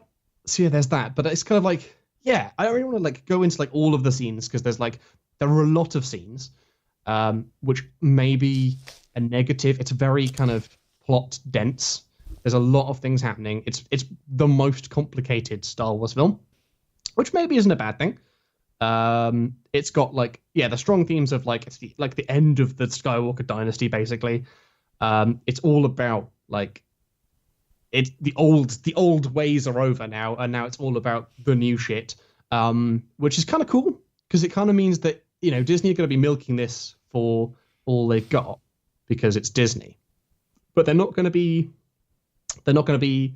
just doing The Force Awakens again, because it's not rehashing. It's like telling new stories through it. Is it, Dave? Yeah. Is it bad that I don't care Just don't watch it then. anymore? Just watch. Yeah. Sorry. I think if you watch this one when it comes out on Netflix and you don't care, just never even think about it again, because it's not going to be any more radically different. This is the most radically different Star Wars there's been. I've been thinking about that like today a lot, and I think it's The Expanse. I think The Expanse ruined this for me. Not with like hard side, you know, not that, but like it's got like a certain inner logic concerning the stuff that happens, and like inner reasoning of characters. And I feel if I don't have that anymore, I can't like Star Trek Discovery weirdly has it so far. You know, but Star Wars for me, it's like, it just feels it's like all Deus Ex Machina. Yeah, kinda. Star Wars is like a very weird drama about space wizards. It's the same level as Harry Potter. Yeah, it's And Harry I Potter. really liked Harry Potter, but I don't think I would like it today. Okay. Because I think it's just all Deus Ex Machina. It's like the one guy does this thing, but it doesn't matter because magic. It's kind of like a heroic tale of wizards and pilots and World War II people, basically. It's a radically different Star Wars. I don't think a Star Wars is going to be more different than this. So if you don't like this one, like, just give up on it and never even watch it and another one again, because like, this is a funny film. There are jokes in it which a lot of people also don't like, but I really quite liked them. There's some excellent kind of like practical kind of jokes, not practical, physical comedy. Yeah, but you like Marvel movies. Yeah, it is. You do kind of look at it and don't. be like, oh yeah, you know, they're kind of being a bit funny, but then like, I don't know, some of the kind of stuff in other Star Wars was funny. Like The Force Awakens has some very funny moments in it, mostly involving Finn, kind of acting like a normal person in some cases, just for the kind of like, for the comic effect. Whereas this, there are like, not really joke. Yeah, they kind of are jokes. Some of them are jokes. So the kind of thing that you'll notice if you see the film in the first scene is, or the first time you see Rey and Luke, at the end of the Force Awakens, Rey like handing the lightsaber to Luke, and he's staring intently at her. It opens basically with Luke picking the lightsaber up and throwing it off the cliff behind him. And they're just like, nope, I'm done with this. I'm not training you kind of way, which like the entire cinema was laughing at. But then lots of people have been like, well, why the hell would he do that? Like, it doesn't make any sense. And I was like, it kind of does actually make sense in the context of the thing. It being a joke is kind of weird. And a kind of like Star Wars doesn't do jokes, but it like new Star Wars apparently does, and it's quite cool. Well, the prequels did jokes. Just they weren't funny. Yeah, that's the thing. This does jokes and they're funny, which is a good thing. Yeah, it's I'm been thinking about like it's I think it's in my top 2 Star Wars films because the prequels don't really exist. I wasn't such a fan of Rogue One just because it felt really weird. A New Hope's pretty decent. That's number 3. Number 4 is going to be Episode 6 because that's kind of very strange in a lot of aspects. And I kind of like in a lot of the weirdness that people are saying that, oh man, you know, The Last Jedi is kind of tonally weird. Like the Return of the Jedi is very weird. Like with the fucking Ewoks and all that stuff is very odd. But the palace scenes are great. But yeah, you know. So then it's between Empire Strikes Back and this one, both the kind of middle trilogy thing where the stakes are Empire. Empire is amazing. Empire does stuff. Empire is visually the best Star Wars movie. I think it's because it's all inside. So there are going to be some really fucking good scenes then. I don't know. I don't think like I'm an old bastard. Mm-hmm. Empire is basically it's as close to not Ennio Morricone. What's the director called? Sergio Leone Western as Star Wars ever got, like with the color palette and everything. And today's, without having seen Episode 7, 8, whatever, the new movie, Last Jedi, today's cinema just can't do that. It tries, but it can't do that. Because basically what it does is like, back then, it's like the first Alien movie. Mm-hmm. It's like spaghetti westerns, like The Empire Strikes Back. It looks like that because they couldn't make it look any different. Like in those inside scenes where it's all dark and shit, if they turned the light on, it would look terrible. It would have looked terrible. So they had to do... It's like old Doctor Who. And today, they can... It looks great. Like, it looks great. It's CGI, but it looks, in air quotes, great. And then they just push up the contrast and make it dark out of an art thing. And it's not the same. It doesn't... Because you kind of feel that it's not real. I don't know what... It's hard to explain. Yeah, I don't get that feeling. But there are some really visually striking things. There's some great fight scenes with the Praetorian Guard who just look fierce and they like fight really well. They fight off 2 people with lightsabers. But that's another thing. I saw like scenes of that, and those guys, and they're not designed to fight. They're designed to stand and do nothing. They put up a very good fight. Yeah, but it looks wrong. It doesn't. It looks really good. It looks wrong. It doesn't. You've not seen it.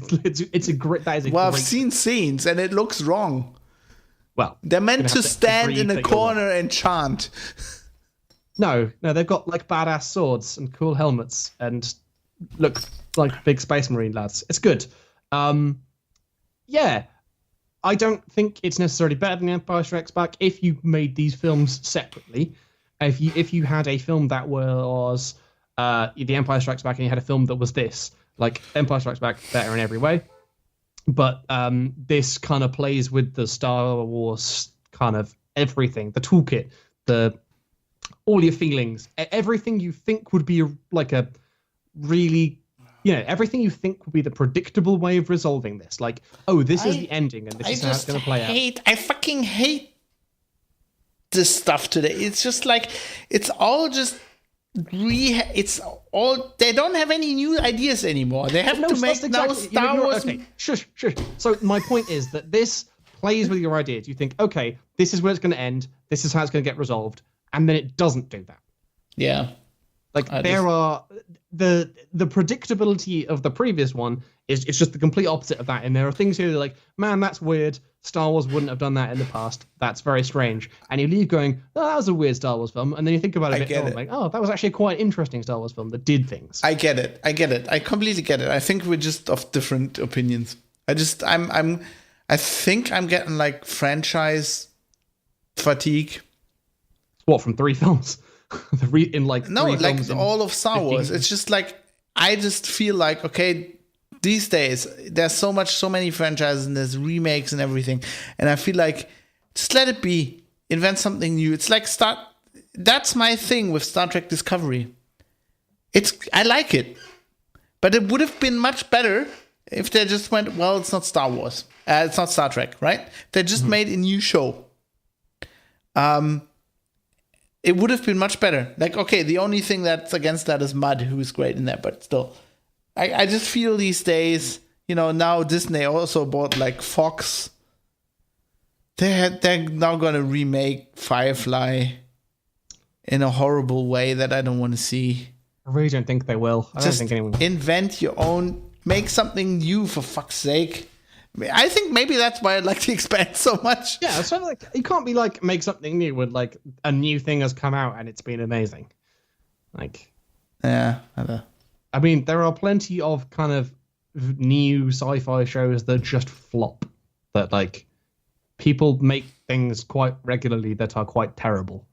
We just happen to be like holding up everything to the standards of The Expanse, which are great books and excellent TV, like flagship, well produced. I just want more Expanse, okay? Let's just stay at that point. We're gonna get it. It's gonna be okay, fam. Have you read the meantime? Sorry, We can see Mark Hamill do his like best performance. We can see tiny puffin things that are called porgs. I was so skeptical about that. I was proper grumpy fab, being like, oh, they've just put these porgs in to sell toys. And then I like saw the first scene with them being like, I don't care, I want one. They're the best. They are proving that you were right in the first place. I was like, I'm right. They're so good. I love them. I prefer the porgs to BB-8. I think they're cuter than BB-8. Because they are just puffins. They're just little monster puffins. They're great. Okay. That's my opinions on Star Wars. What are your opinions on a completely different war? I just want to first. I want to say I'll see it eventually, and we'll talk. Have you read the new Expanse book? I have not. Started it? No. Dave, this is not a spoiler because it's the first thing in the book. They're 30 years older. Oh God. And Star Wars did. Holden was like 20 when he was. They're like 50 now. The Rosie is like falling apart. I don't know how they're going to do 2 more books. It'll Star Wars it. They'll kill your darlings and it'll be new people. It's weird. It's like they're all like it's like geriatric Rocinante. That sounds terrible. But no, I like it so far. It's really good. Anyway, other wars. Yeah. No, I want to talk about Total War Warhammer 2, but I think we should just name our game of the year. Because while you were talking about Star Wars, I have decided I think that's my game of the year. Really? Star Wars is your game of the year? So no, Total War Warhammer 2. Okay. So shall I just go through my games and give you a bit of time to think, or do you have a game of the year? I have a top 5 that is. I have a top 5 as well. Which I just prepared. There's a first place, and then there's 4 second places. I think that's the same for me as well. Oh God. Yeah, you can go first because I did a massive. No. You do that. Okay. You came up with the idea, so do that. I just want to say the weird thing is I prepared the same thing, just now, and it's weird. But anyway, yes. Coming in, we'll do it in if we go from 5 to 1. Yeah. So there's like 4 runner-ups and 1 winner. 4 runner-ups and a winner. So I'll do my number 5.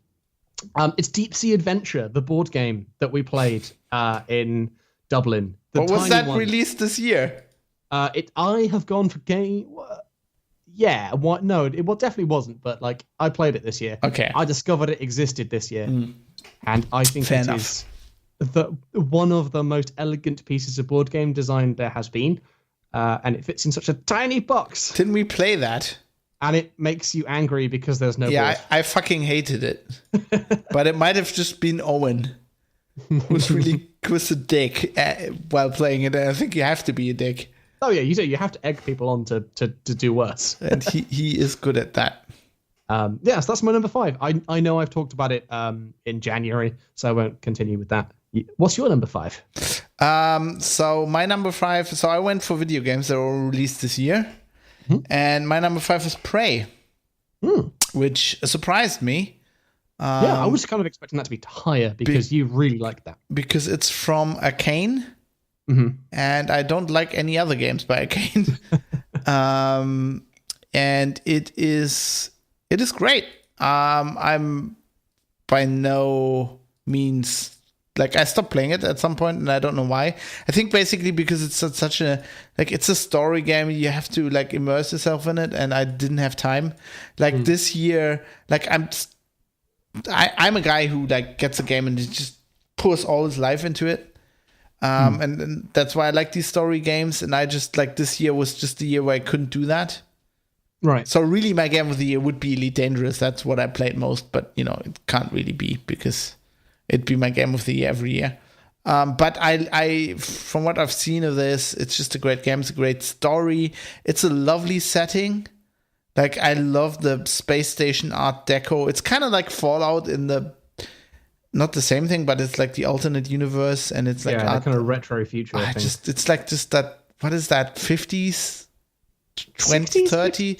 No, yeah, it's like 60s, but it's art deco, which is like 20s, 60s mix, whatever. I want to live there. I want to live in that place. Minus the monsters. Minus the monsters, plus like the women's fashion of the day. And the whiskey. And the whiskey. It's so good. Oh, I love it. Good game.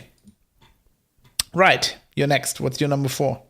Number 4 for me is Divinity Original Sin 2. Huh. It comes in at number 4 because... I am so intimidated. Yeah, you have to defend that, otherwise Char's gonna descend on us next year. What I have played, I've gone, man, this is a really good game.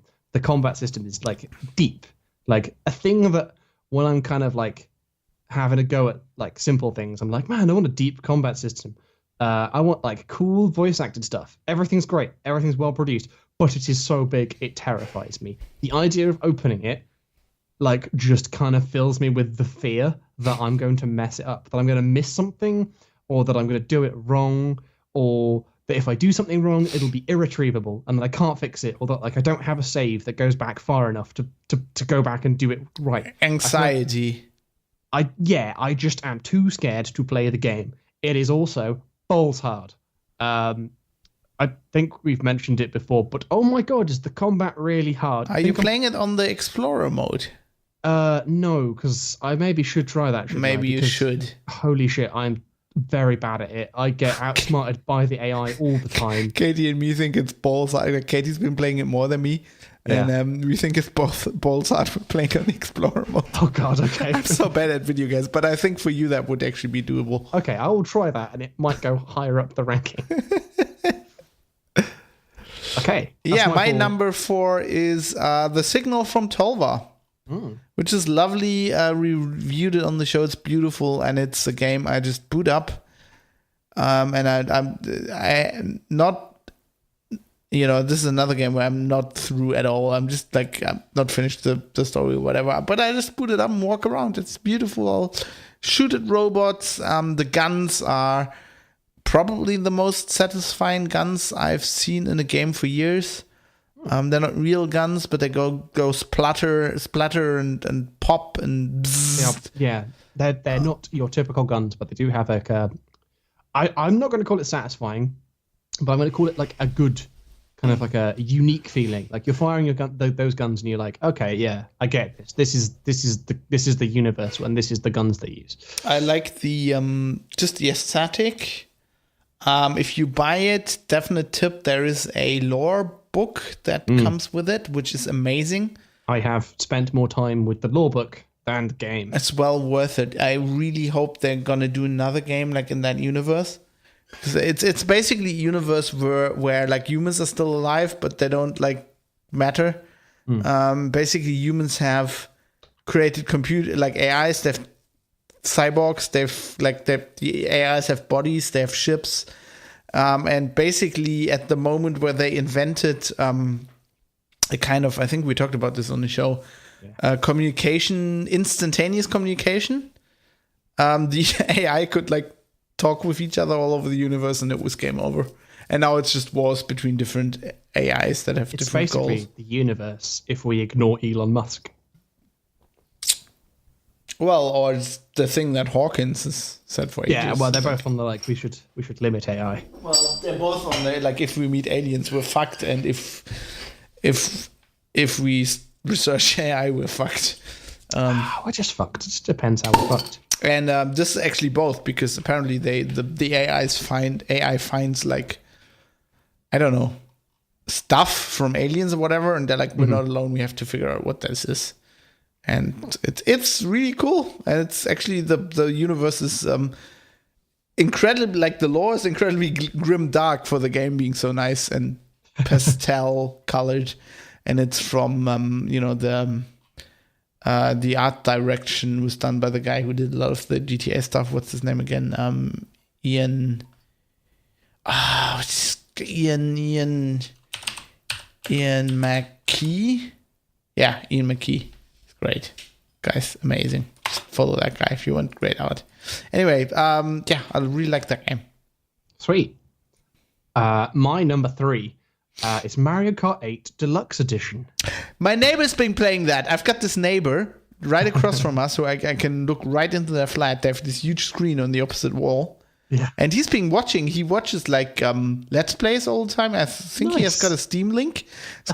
One day I got to go over there and just say hello, because I think he's a cool guy.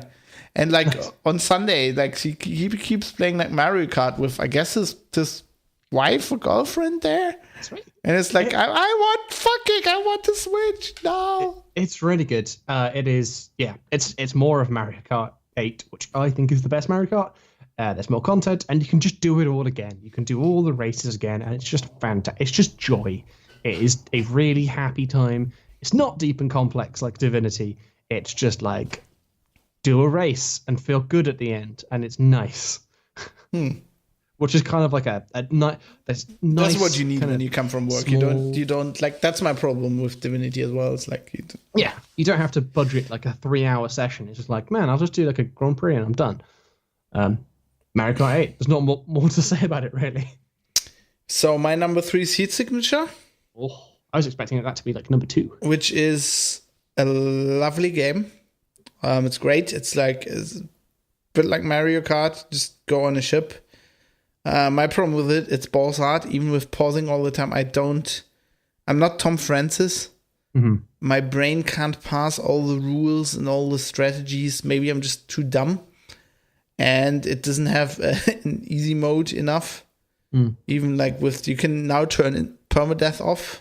Yes, you can. Which I think he listened to you. I'm glad. It's a great game. It generates lovely stories. If you, we talked about this. Like if you do the thing that Tom does, where like, okay, this guy has a wrench and a teleporter, so he wants to rescue his wife. So he's obviously just a mechanic, and he wouldn't go in guns blazing or whatever. And it's just I don't know. It also whenever I play it, it screams expands at me. Which I don't think Tom's like, at least from what he said on Crate and Crowbar, he hasn't read the books. I think he's seen like an episode of the TV show. Yeah, I think he was one of the people who was like, man, it's difficult to understand what's going on. Yeah, but this was like when Heat Signature was almost out. So, but like the whole wrench thing, which is so reminiscent of like, it's not even in the books, but like in the books they use wrenches as well, but like in the pilot, with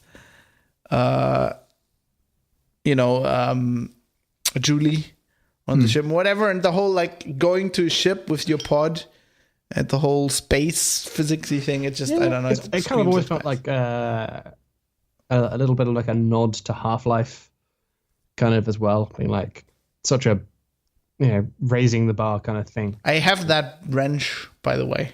The Half-Life wrench. No, that expands heat signature. Like the British kind of wrench. Oh, right. Yeah. We don't have them in Germany. I actually had to buy it off eBay to get a wrench like that.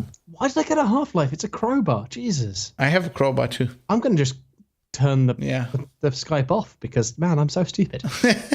It's too much Star. What's that famous? It's too much Star Wars. Half-Life 2. It ruins your brain. Oh. But I tend to play this like with the Expanse character in mind. It's like, oh, this guy's, I'm gonna play him like Amos. He's just gonna kill everybody. This is gonna be Holden. He's gonna try to never kill anybody, and at the end he's gonna push out a really stupid press release. It's gonna be Naomi. She's just gonna hack things, and nobody's gonna have a chance. Nice. This is Clarissa. She's just gonna vent the air from the whole ship, and everybody suffocates. Spoilers. Yeah. So I do my number 2. Yep. XCOM 2: War of the Chosen. Oh, I don't even have that in the list because I didn't count that because it was just an expansion. But yeah, good call. I have really enjoyed it since you last talked about it. I fired up a new campaign. I took your advice. I put it on normal. Not normal, easy. I extended the Doomsday thing, the avatar time, and I checked the box that disabled the intro mission. Oh, so yeah. And I have had a much better playthrough so far. I'm like quite far into it now. I've killed 2 of the 3 chosen. And the Avatar, yeah, you're totally right. Like on that, the Avatar project has got like 1 progress, and that's just because there are no more missions for me to do to reduce it. Like it's so much more enjoyable. I'm getting the upgrades that I was kind of fiending for. I'm getting like the cool armor and the cool guns, and I'm getting badass soldiers who are just like mean more now because I've got all colonels now. I'm actually I stopped playing my playthrough. I actually need to finish this. I'm like at the final mission, or the final set of missions now. They're all colonels. Yeah, like that's the thing. Like at that it's more fun though, isn't it? Like just play it on easy. Why not? Yeah, it's so much better, and I've really enjoying it. It's kind of because it's on easy. It helps you like learn the mechanics more, learn the abilities more. Like it turns out like there are a lot of abilities that I just didn't know what they did. Yeah, especially in War of the Chosen with all the DLC and all that stuff. My God, there's like a ton of random shit that like I just didn't know how it worked, and it turns out if you know how it works, it's a lot easier. Yeah, it's great. That's my number 2. Like it's really good. It was really difficult, like between this and number 1, which is like a lukewarm take. Okay, well, I'll have to wait for that. My number 2, fittingly, Divinity: Original Sin 2. And it's a great game. I have a little bit of the thing that you have, but I don't have the fear of doing something wrong. I'm quite happy with. I'm like a. If you listen to Craig Crow, I'm like a Chris Thurston thing. I'm happy with doing mistakes in video games and rolling with them. My problem is I do not have enough brain power.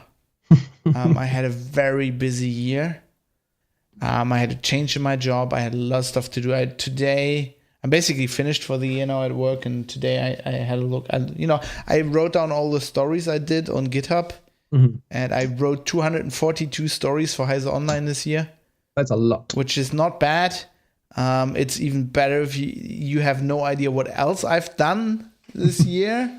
And it's just like amazing, and I'm just like completely worn out when I get home, usually. Yeah. And I just can't sit down to something like Divinity. Now, that wouldn't normally influence my score of the game, and it would be number 1.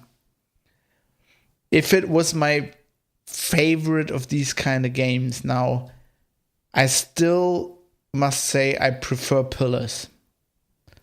I love the world of Pillars, and I'm really looking forward to like the one they've coming up. which I've backed on Fig, whatever.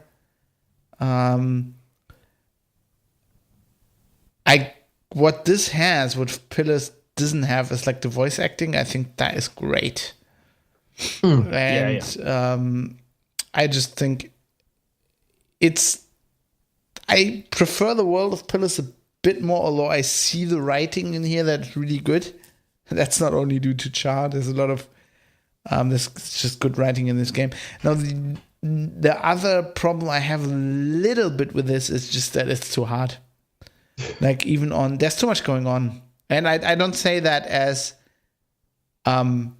that's for me, personally. There's too much going on. I fought some frogs and they just destroyed me. People seem to really like this. For me, I think it's too much. I mean, even Pillars, the combat system for me was too much, and there's basically in Pillars the important thing is like where your people are positioned. Mm-hmm. And I could get around that. It's a bit like playing 40k. It's like you have to have certain people in the front and whatever. And I got a little bit of grip on that. But like Divinity is like everything's exploding, everything's on fire, which I don't object to. That's really cool. But I think I can't decide if it's too much for me or if it's just too much for me this year, because I've just been working too much. Because I come home, and even on the weekend, in October this year, I learned that previously I thought, okay, I know I can't completely relax when I get home, and I'm still stressed when I go to bed, and I'm stressed through the night, and I'm stressed in the morning. But I thought I'm completely relaxed on the weekends when I play video games in my pajama or I paint, Yeah. But I'm not. I learned in October when I was on Fiji that was the only time I was relaxed this year. So I think I only could play Divinity, like do it justice when I was completely relaxed. So I have to go to Fiji for a month and take my computer. I don't know.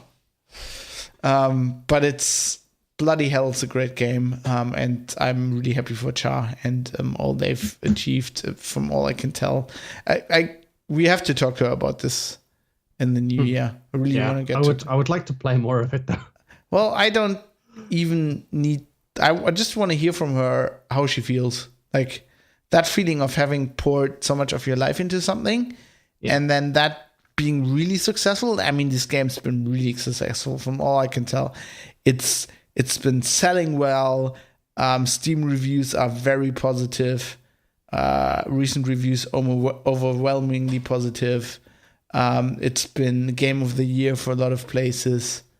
And that's a CRPG. I mean, the fact that a CRPG is Game of the Year for PC Gamer in a year where like whatever Destiny came out for the PC and shit like that. I mean, competed against Star Wars, Battlefront, whatever. PlayerUnknown's Battlegrounds. That's just an amazing achievement. And good job, well done. What's your number one? What's your winner? My winner is, of the lukewarm takes. The lukewarm take, it's Warhammer 40,000 8th edition. I didn't know like physical games. Not that I play physical games. Really? Okay. Yeah. It's because it is. God, it is. It has been. I'm not sure how to extract it from like how life has changed, but it is the first time since I was about 14 that I have regularly played the game. When I was in school, I played the game because like we were kids, we had loads of free time. We didn't play it correctly. We definitely got the rules wrong. At university, we kind of like played it some amount, but like not a lot. But now, like I have plans to like play it regularly with people. I feel like I understand the game, which for the previous couple of editions, like 7th and 6th, I just felt like my brain cannot cope with the complexity of the game. Like, how does the psychic phase work? I don't know. Fuck no. No one knows how the psychic phase works in 7th edition, but in 8th edition, it fits on a tiny piece of paper, and it's really good. It's, it's just been great. Like, the new fiction is great. The new models are great. I feel like as a painter, I've got a lot better. I've not necessarily got better at playing a game. I am still very bad. I can quite happily take a competitive list and still get annihilated because I am dumb. But it's fun. It's really, really fun. It's a good... You get the fun board game experience, but with the wonderful Warhammer setting. Like, it's just grand. Huh. And I feel like literally every episode since 8th edition has come out, it's kind of illustrated that it's like the one thing that I have been thinking about constantly for 6 months. Well, that's good. I like that. That's really good. And we are kind of we have a theme going, because my game of the year is Total War Warhammer 2. Woo! Which I mean, Total Warhammer was great, and I think I still prefer that setting to Warhammer 2, because that's like in the new world, like Lustria, and I just like the old world better. Yeah. But it's not a thing, because you can combine these two games.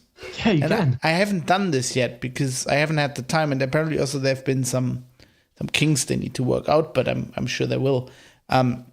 And I learned, which I didn't know, is that is going to be a trilogy. They're working on number 3 as well, which is going to be the rest of the world, apparently, and all the other races, and then you can plug everything together. Cool. And at that point, that will be the game to end all games, as far as I can know. Because you'll have Warhammer Fantasy Total War, like the definitive edition. Because this is so great. This is like everything comes together here. Because I've always wanted to play Total War, and in theory liked it, especially for the historical setting. Mm-hmm. But in practice, I could never get used to it. I played it loads, and I could never it never really clicked. Yeah, it always felt a bit weird, and like I didn't understand Janky. Exactly what I was supposed to do. And I think what set them free is just going to Warhammer, where they have history. It's made up pretend history, but it's like 30 years of pretend history. Yeah, and doesn't have to be realistic. Right. A lot of the things make a lot more sense now. Where Total Warhammer was good and clicked with me, it still had some stuff I didn't understand. And Total Warhammer 2, as far as I can tell, it looks better because graphics improvements, obviously. And it just, I think they streamlined some stuff, and they not like another potential game of the year for me would have been Civ 6, but there, everything they streamlined, that kind of broke for me. Yeah. And here, well, that came out last year, but anyway. The point still stands there, yeah. Like here it's a counterexample. Here they made it good. They made all, like, I understand what I'm doing on the world map now. I always understood like the tactical battles. Relative. I mean, with Total War always had the like if you studied history, then you always had like kind of a little edge, because they kind of adhere by that. If you know a little bit how Roman warfare worked, if you just implemented that in Total War, it worked, which is great. My downfall was always the strategic map. Yes. But here it's the same thing. Like, if you know how Warhammer units kind of, even if I've never played Warhammer Fantasy Battles in earnest, but I know stuff about that, and that kind of helps me. I know how, like, from reading for years and listening to podcasts or whatever, I kind of know how dwarves work and how Empire armies are supposed to work, and that helps me enough that I can actually win battles in this. And holy shit, the third amazing thing is just the old world. This has the good Warhammer lore. The war they nuked for no reason at all. I mean, I still have to have this discussion with Joe, who really likes Age of Sigmar and keeps going. It's a great game. And I always think, yeah, it's a great game, but like the lore is shit. Why couldn't they have just... And I don't buy... like, I've listened to lots of Warhammer podcasts, including... Münch's Monthly from the Kratom Crowbar, and lots of them are saying like there's stuff in the old world setting that held them back, and I don't believe that. I actually think your point the thing they did to 40k was improving the rules without nuking the lore. I mean, they advanced the lore, but they haven't nuked it. And I think they could have done this with Warhammer. And I do think that Games Workshop knows this. And in hindsight, they're probably, I don't know. I think the creative side of the company wouldn't have done this. I think the business side would have, because there's also like a copyright thing going on. The trademarkable names. Yeah. But I don't believe the shit with like, oh, well, the old world was like a defined map, and it was so hard to find like your niche in there because everything was defined. Bullshit. When I sat down, the whole Blood Bowl thing didn't come off. It's another thing that went this year. We were reminiscing a bit. Another thing that didn't happen this year, me trying to start a Blood Bowl league. But when I researched my Blood Bowl team, I looked at maps of the old world, and turns out there aren't enough there's not enough detail on the official maps, the ones that were in books. So there's actually people. Didn't we what's that guy's name? The guy who runs the Warhammer blog. Oh, yeah. Andrew Law? Yeah, Andrew Law. Yeah. He runs Lawhammer. Yeah. He made maps. He made like great maps. Like as far as I can tell, like I think it was like in Illustrator or something, but they looked like cartographically made, like Google Maps level maps of the old world. And he put in like stuff. He put in like his own towns and stuff. And I was like, there's so much space here. Like you can invent your town. There could be a town there. Like it couldn't be on this official map because maybe it's too small or whatever, or maybe it's an old map. It's basically the same as 40k. I mean, 40k you have the galaxy map, but there's like so many spaces where you can find your niche.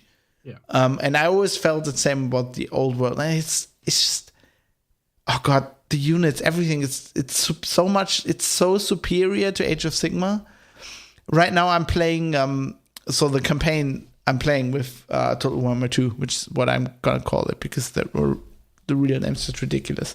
It's Lizardmen, and Lizardmen are so great. I'm playing this, and I'm like, if I could buy these models, I would have spent like 300 euros by now. In Lizardman models, I'm never gonna pay. Like the big toad, I'm playing like this big toad, whatever it's called. It's basically Jabba as a toad, and they're woken him, and it's the campaign. It's so great. Like he keeps talking like this. I'm Lord Master Ponzi, and I'm a big toad, and I'm gonna have some sport, and we're gonna. That's so great. And it's got Skaven. Next campaign I'm gonna play is gonna obviously be Skaven. And I'm going to tie this all together with the other. Oh, it's so good. It is so good. I think it's, I mean, if they keep this up, the first game was excellent. This game is brilliant. If game 3 is going to be this good and then going to tie it all together, it's going to be perfection. Like when I learned that Total Warhammer 2 was coming out, I was like, whoa, this is like, didn't the other one didn't that come out last year? Yeah. That maybe Recent a year and a half enough ago. to be kind of confusing. But I was like, this is like really fast. Like I would have like, okay, I expected a second game if this one was good, like if the first one was good, but I thought maybe it's going to be 3 years or whatever. Yeah. And I thought, oh, it's paying full price for this, and it's just going to be incremental improvements. But this is really good. Like the graphic improvements are great. I mean, I still like the other map better, but this is like the jungles and everything is great. And then you have like these battles, and I mean, they're amazing. Like, I mean, Total War's always been great with like the armies and the huge amount of units, right? But now you have like these giant guys with like, giants with a mace just going into a unit, and just like you see like the little soldiers flying away, and so good. It's amazing. They just came out with this thing called the laboratory where you can basically just like do like, I don't know, you can like break the rules and have like huge fights. And apparently you need like special Intel processor i7. It's like a promotion thing, whatever.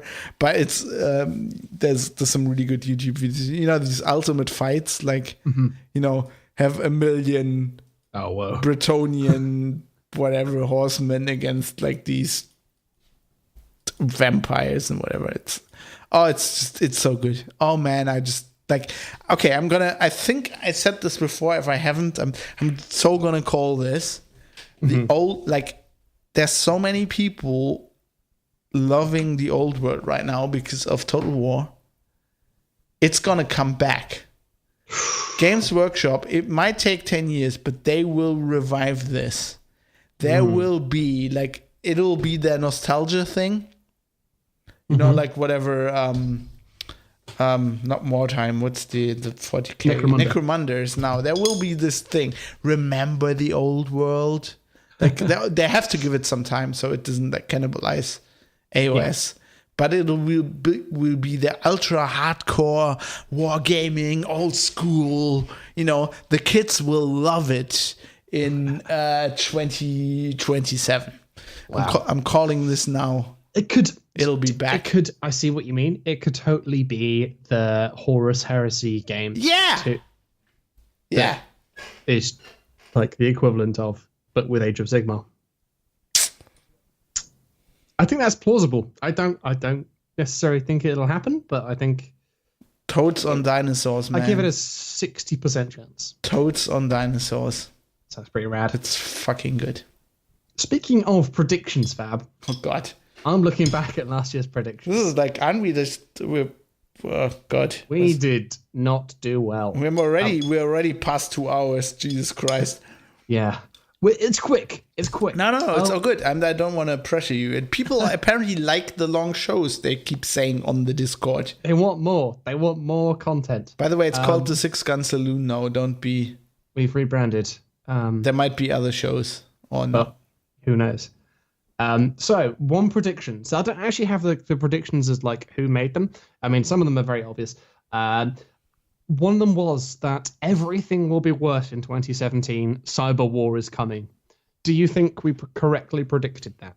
Was that me or you? Were probably both of us, right? I think you predicted everything would be worse, and I predicted cyber war. So I definitely get 0.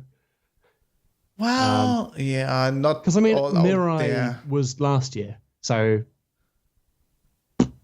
I think everything. We've had the big vulnerabilities, but we've not had cyber war. Everything is kind of worse, isn't it? Yeah. Yeah, it kind of is. That was an easy one, though. I'm gonna give you a point for that. Yay! Wait. Point. Nice. I believe I predicted the Nintendo Switch would be very boring. I'd like to give myself -5 points for that. Wait, I need to really Discord and just like random chord. Everything on the ukulele just sounds kind of quite happy. It does sound good, doesn't it? I just thought, how can I make? I just literally put like some weird frets and whatever, and it's like, okay, let's do the worst thing we can, like this. That will never be a chord. Still kind of sounds okay. Love this instrument. So yeah, I'm on -5. You're on +1. I said that I would complete this photography project.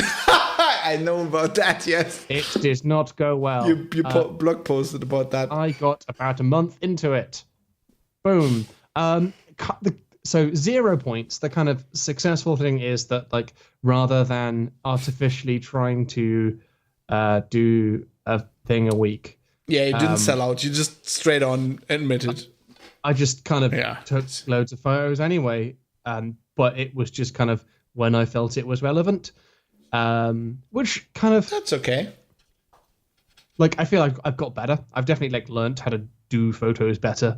I just didn't do it at a rate of 1 photo a week. I did it at, like... When I went somewhere interesting, I took my camera. So maybe the lesson is these artificial goals are just crap. Really hard. Like, they are... I think unless you pick something that you can just, like, fall into, a bit like the 4 Warlord stuff, for me. For you. But, like, that's the whole thing. Like, it's just literally the same thing for you with the 4 Warlords as it was for me in this photography stuff. Yeah. So I'm going to give myself 0 points for that. And then you said that Star Citizen would collapse. I'd like to give you like 0.2 of a point. No, I don't think. No. at least give me 0 points. Okay. They definitely didn't collapse. They made a lot of money. True. Maybe next year. The beginning of the end. We never know. Yeah, but we never know. No. 0 points for that. There I'm we not gonna do ukulele sounds because they all sound like we got a point. So, to round up the 2017 Fab 1, Dave -5. Well, at least I've got something. You've got 6 more points. That was a very easy point. Like everything's going to be worse. Yeah, we're not allowed to be that big for next year. No. We're going to do predictions on the next episode because we have been going for like 2 and a bit hours, and we still have feedback.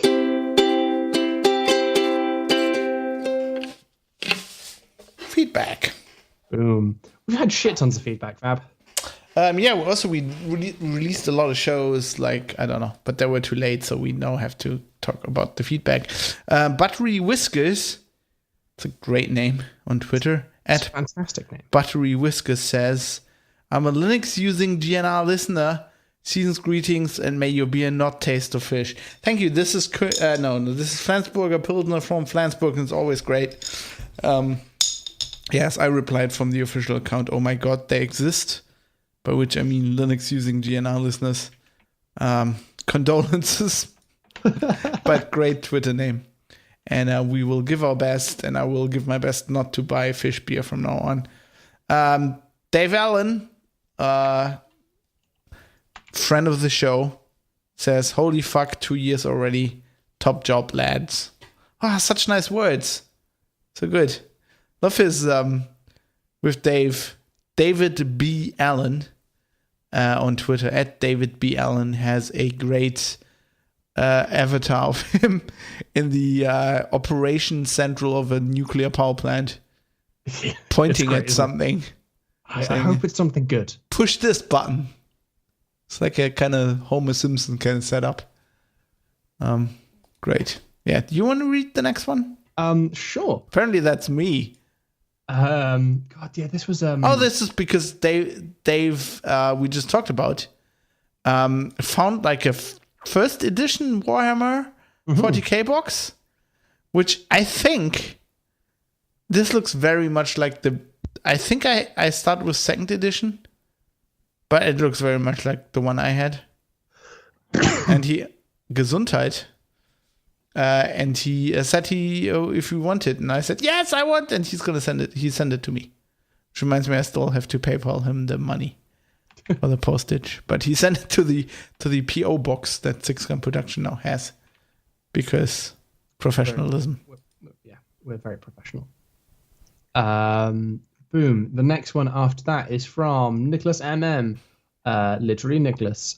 This was him taking a screenshot of the Discord. Where I discovered that in German, the word for colour and paint are the same. Farbe. Yes. He says, once you start to understand how the German language works, it does 180 and behaves differently and completes the confusion. A lesson Megaslip has just learnt on the Geek News Radio Discord. I'm going to have to because it turns out that. also, suit, as in suit in card games, is also the same. Farbe. Fucking what? Yeah, so you think Germans have like a million different words for like very precise words for things, and then we have like I was fully expecting you to have like a word for like a material that you place on the surface of an object in order to change the reflective properties of the object. Well, this goes in. So the thing why you think German has so many words is basically because we can make up words by chaining two other words together. Yes. Which is how it often works. But the English language has, which I actually learned in linguistics in university, is university. Is that you got invaded by the Normans. A lot of people. So yes. but you got invaded by a lot of people. So basically, English has roots in Old German. There is lots of French in there because for a time, the English kings lived in France and they thought it was cool to talk French. And then there's like, so there's Germanic, there's French, and there's like Anglo-Saxon bullshit. So many, you have a very big vocabulary, whereas German obviously is going back to older versions of German. And there's variations in there because Germany wasn't a country for a long time, and there were different kings, but there's not as many variations as you have because you got invaded. I see. So I think that's what this comes down to, basically. Yeah. The funny thing about this is that I never thought about this. Like that color and paint are the same. That for me, that you know how you have blind spots because you just grew up with that and it's just normal. Yeah. That could be applied to many. I like you, but having words for stuff is sort of Germany's brand identity. Yeah. No, our brand identity is having very bellicose words for things. I don't know. Okay. You know. Not harsh, necessarily precise. Harsh, just harsh. I like Bjorn who replies to this at Vexing Vision. The suits make even less sense when you realize most commonly used decks are black and red, but all 4 suits are called Farben. Yeah, I never understood this, why they're called Farben when they're just 2 colors for Weird. 4 suits. Four colors. Maybe there's some strange like historical thing about like there were fewer suits or something, or there were different cards. It's really weird that like in German, like I'm from West Germany, so we always grew up with like the same suits as you have. Mm-hmm. So the diamond, hearts, clubs. What's the other one? Hearts, diamonds, clubs, and spades. Yeah. So they're French based, and there's like There's German suits. Right. They have like an acorn, or it's just like weird. It's called the Deutsches Blatt. So they have 4 suits as well. I'll put a link in. So where are they? Why doesn't it? So they are acorn. Right. One that basically looks like a spade, a heart, and then I don't know. I'm looking it up, and there's hearts, which is fine. There's leaves, which look like spades. Acorns, which look a bit like clubs. And then you've got bells. Yeah, bells. Exactly. Oh yeah, you found the English one. Yeah. Yeah, what the and then there's Swiss German, which has roses, bells, acorns, and shields. What the fuck? And Italians, they have like the Italians I know, the swords and the coins. And the clubs and the cups, that's basically where tarot comes from. Okay. So I'll put a link to this in the show notes. Nice. The last bit of Twitter feedback is from Malkavian. So on the Discord, we had a bit of a chat about business ideas. Nicholas MM came up with the idea of smart smarties, which I suggested. This was brilliant. We put RFID chips in chocolate, and then you scan your poo to measure how quickly you digest stuff. That's not a bad idea. I think it's been done before, but the branding smart smarties is just So Nicholas was positing that we could get detailed reports on your phone to see which colors of Smarties you process quicker. Pepper J suggested that we should stop giving people dumb ideas. I said that we could measure stomach pH. I posted a screenshot of that little conversation. Malkavian then suggested that it's a smart Smartie and it's linked to Amazon Dash, so that it informs you when you're constipated, so they can drone you some stuff to help you out. Independently, Bjorn Losing was suggesting other stuff, but then said, okay, so the smart Smartie has to emit a signal before it enters, and then also when it leaves. And then if the signal isn't received, the second one isn't received after 36 hours, the button gets activated, so it sends you some laxatives. And then asks what's the tiniest transmitter that's possible without a battery. And you, which I really liked, you said when you're constipated, the smart Smarties deploy little arms to help you out. This is a little microcosm of why you should join the Discord. We've had quite a few new members join. This is great. Bloody amazing. I feel like it's specific because I've been tweeting all this weird shit that's been happening. We will be rich at the point where Nestle. It is inevitable that somebody in Nestle gets the idea to call them smart Smarties. At which point we need to sue them and deploy prior art here. That's a great idea. Do you want something, something really depressing? Uh-oh. Speaking of getting rich, I mentioned the bitcoins that I sold, right? Yeah. That'd be over 1.3 million euros worth of bitcoins by now. I'd be a millionaire, Slippers. Can you imagine me being a millionaire? I don't. It's probably for the better. Yeah, that's like good job selling them earlier. We had some email feedback. We did have email. Someone called Simon asked us to re-enable the download link on the webpage. Yeah, so basically, if you go to the show notes, and they're at sixgun.org, and you can go there and you get very detailed show notes, as detailed as I can make them. There's like a player at the top, which has like the chapters, whatever. Yeah. And there used to be a download link below that, and I took that out because it annoyed me. Because the player has a tab called download. Yes. And you can download the episode, get the URL. I'm not trying to have you, not like to cheat you there. That being redundant in the show notes just annoyed me. Okay. You can always go to a little inside thing here, content.sixgun.org. Which is just like a normal index of our CDN.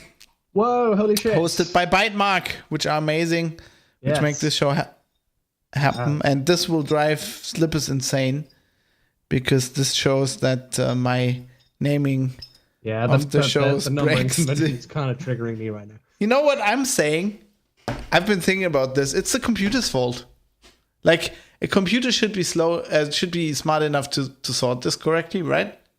It's just being computer programs being lazy. They haven't changed this since like the 60s or whatever, or the 80s. But, that's enough time for humans to evolve to be correct. No, we made computers so they'd solve this shit. Now solve it.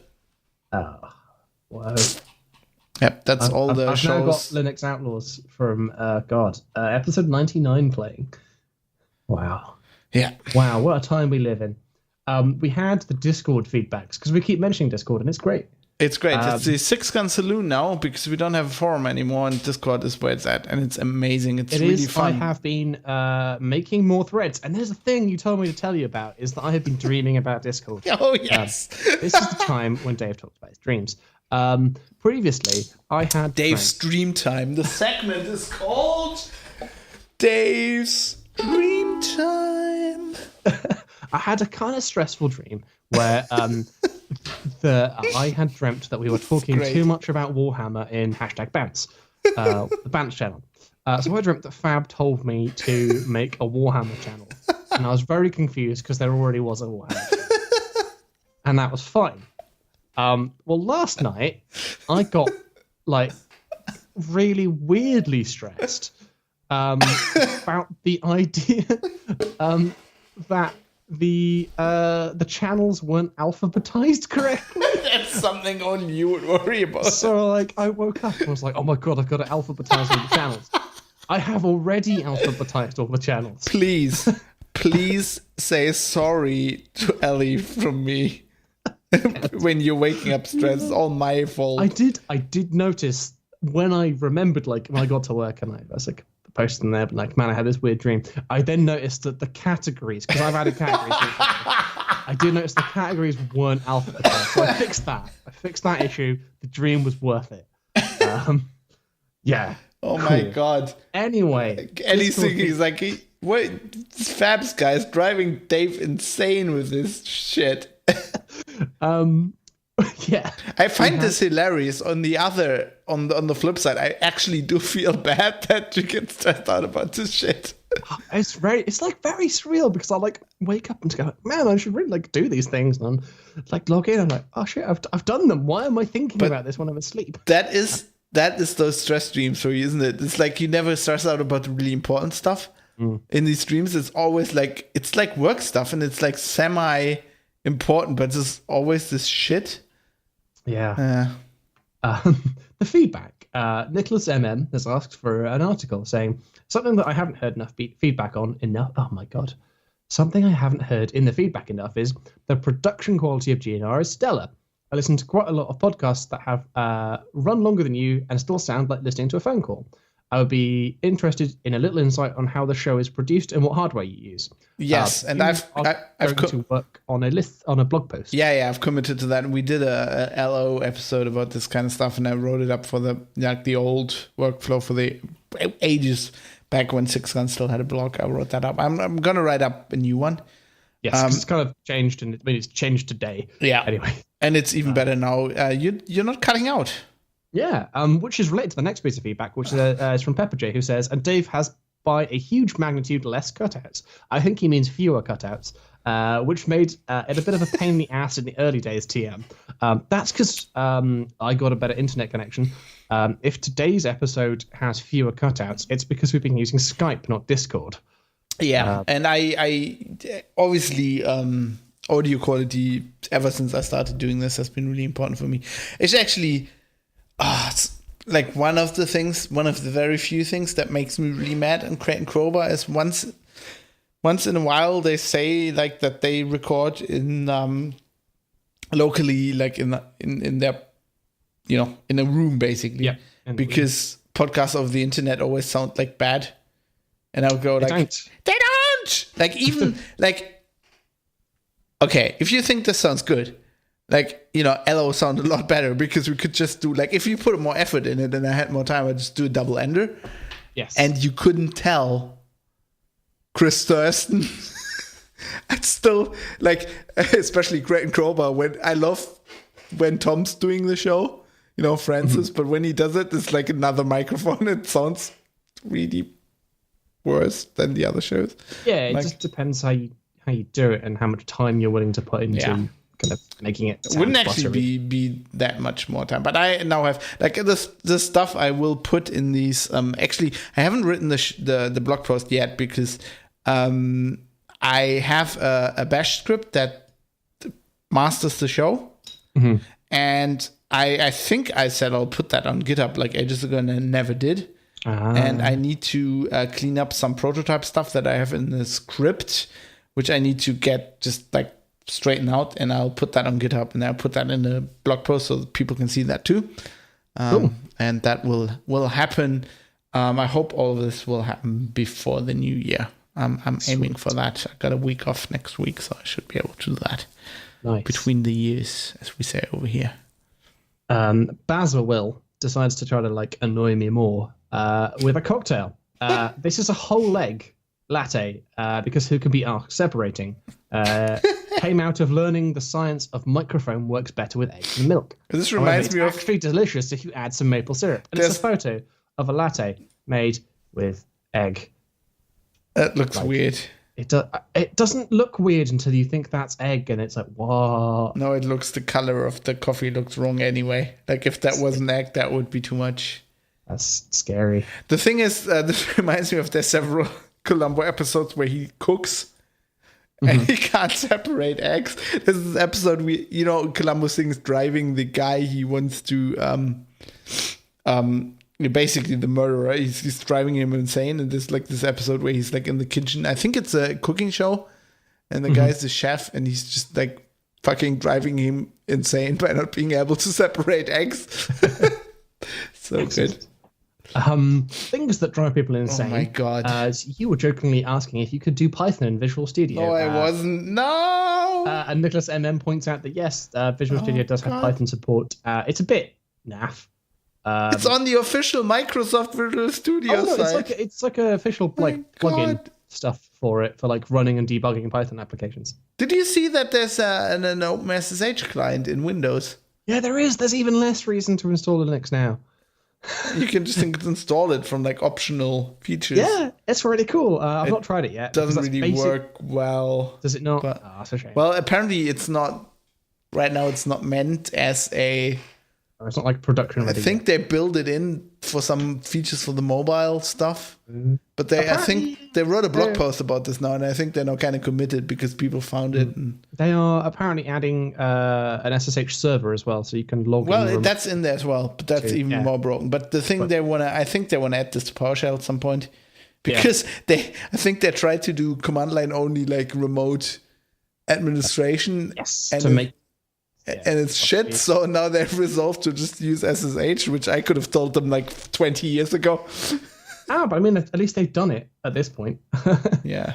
And then the final bit of feedback was Pepper J enjoying your ranting, hearing Fab rant about audio shit bliss.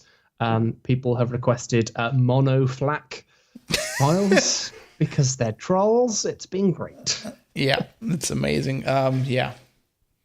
Take this, Chris Thurston. You can record podcasts over.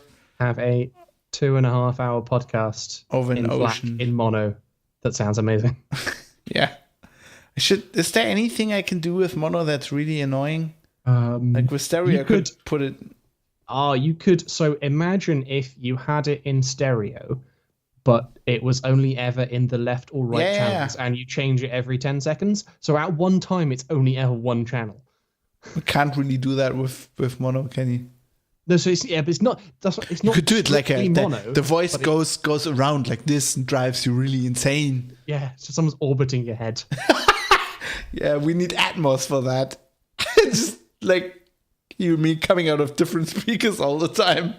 Be amazing. We probably could write a bash script to master this. I think FFM. I mean, do all this with FFmpeg. So probably could. Yeah. Must be able to do that. If I look into that. If someone thinks they could do that with FFmpeg, they should send that to GNR at sixgun.org. Definitely. You can tweet us both at Geek News Radio. I now have the keys to the account again, so I can actually read the messages. It's great. Sorry, I was. I just wasn't on purpose. I just forgot to put them in a password manager when you sent them to me initially. And then you said, "Can you send them to me?" And I forgot. And I also remembered today. Well, so it's fine. Everyone was forgetting. You can tweet me individually at Megaslippers. You can tweet Fab. I'm at Foxtrot Alpha Bravo Sierra Hotel at Fabsh. And you can join the Discord. Please do. It's great fun. It's awesome. Wonderful, fun conversations. It's great in the week when you should work. Yes, that's the best time. It's a lot busier in the week than it is on the weekends. There's a link to that in the show notes. Also, we have a YouTube account where you are putting your Elite videos. Yeah, I need to do more.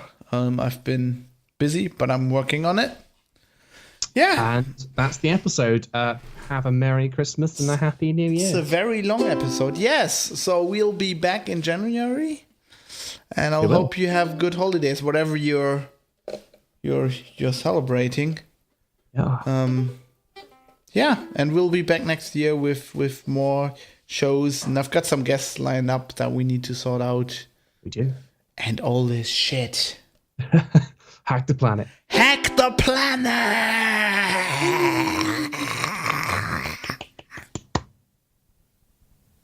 Wow, that was very long. That was a long show. 2 hours, 41 minutes. Nice. I guess people can't complain. They cannot complain.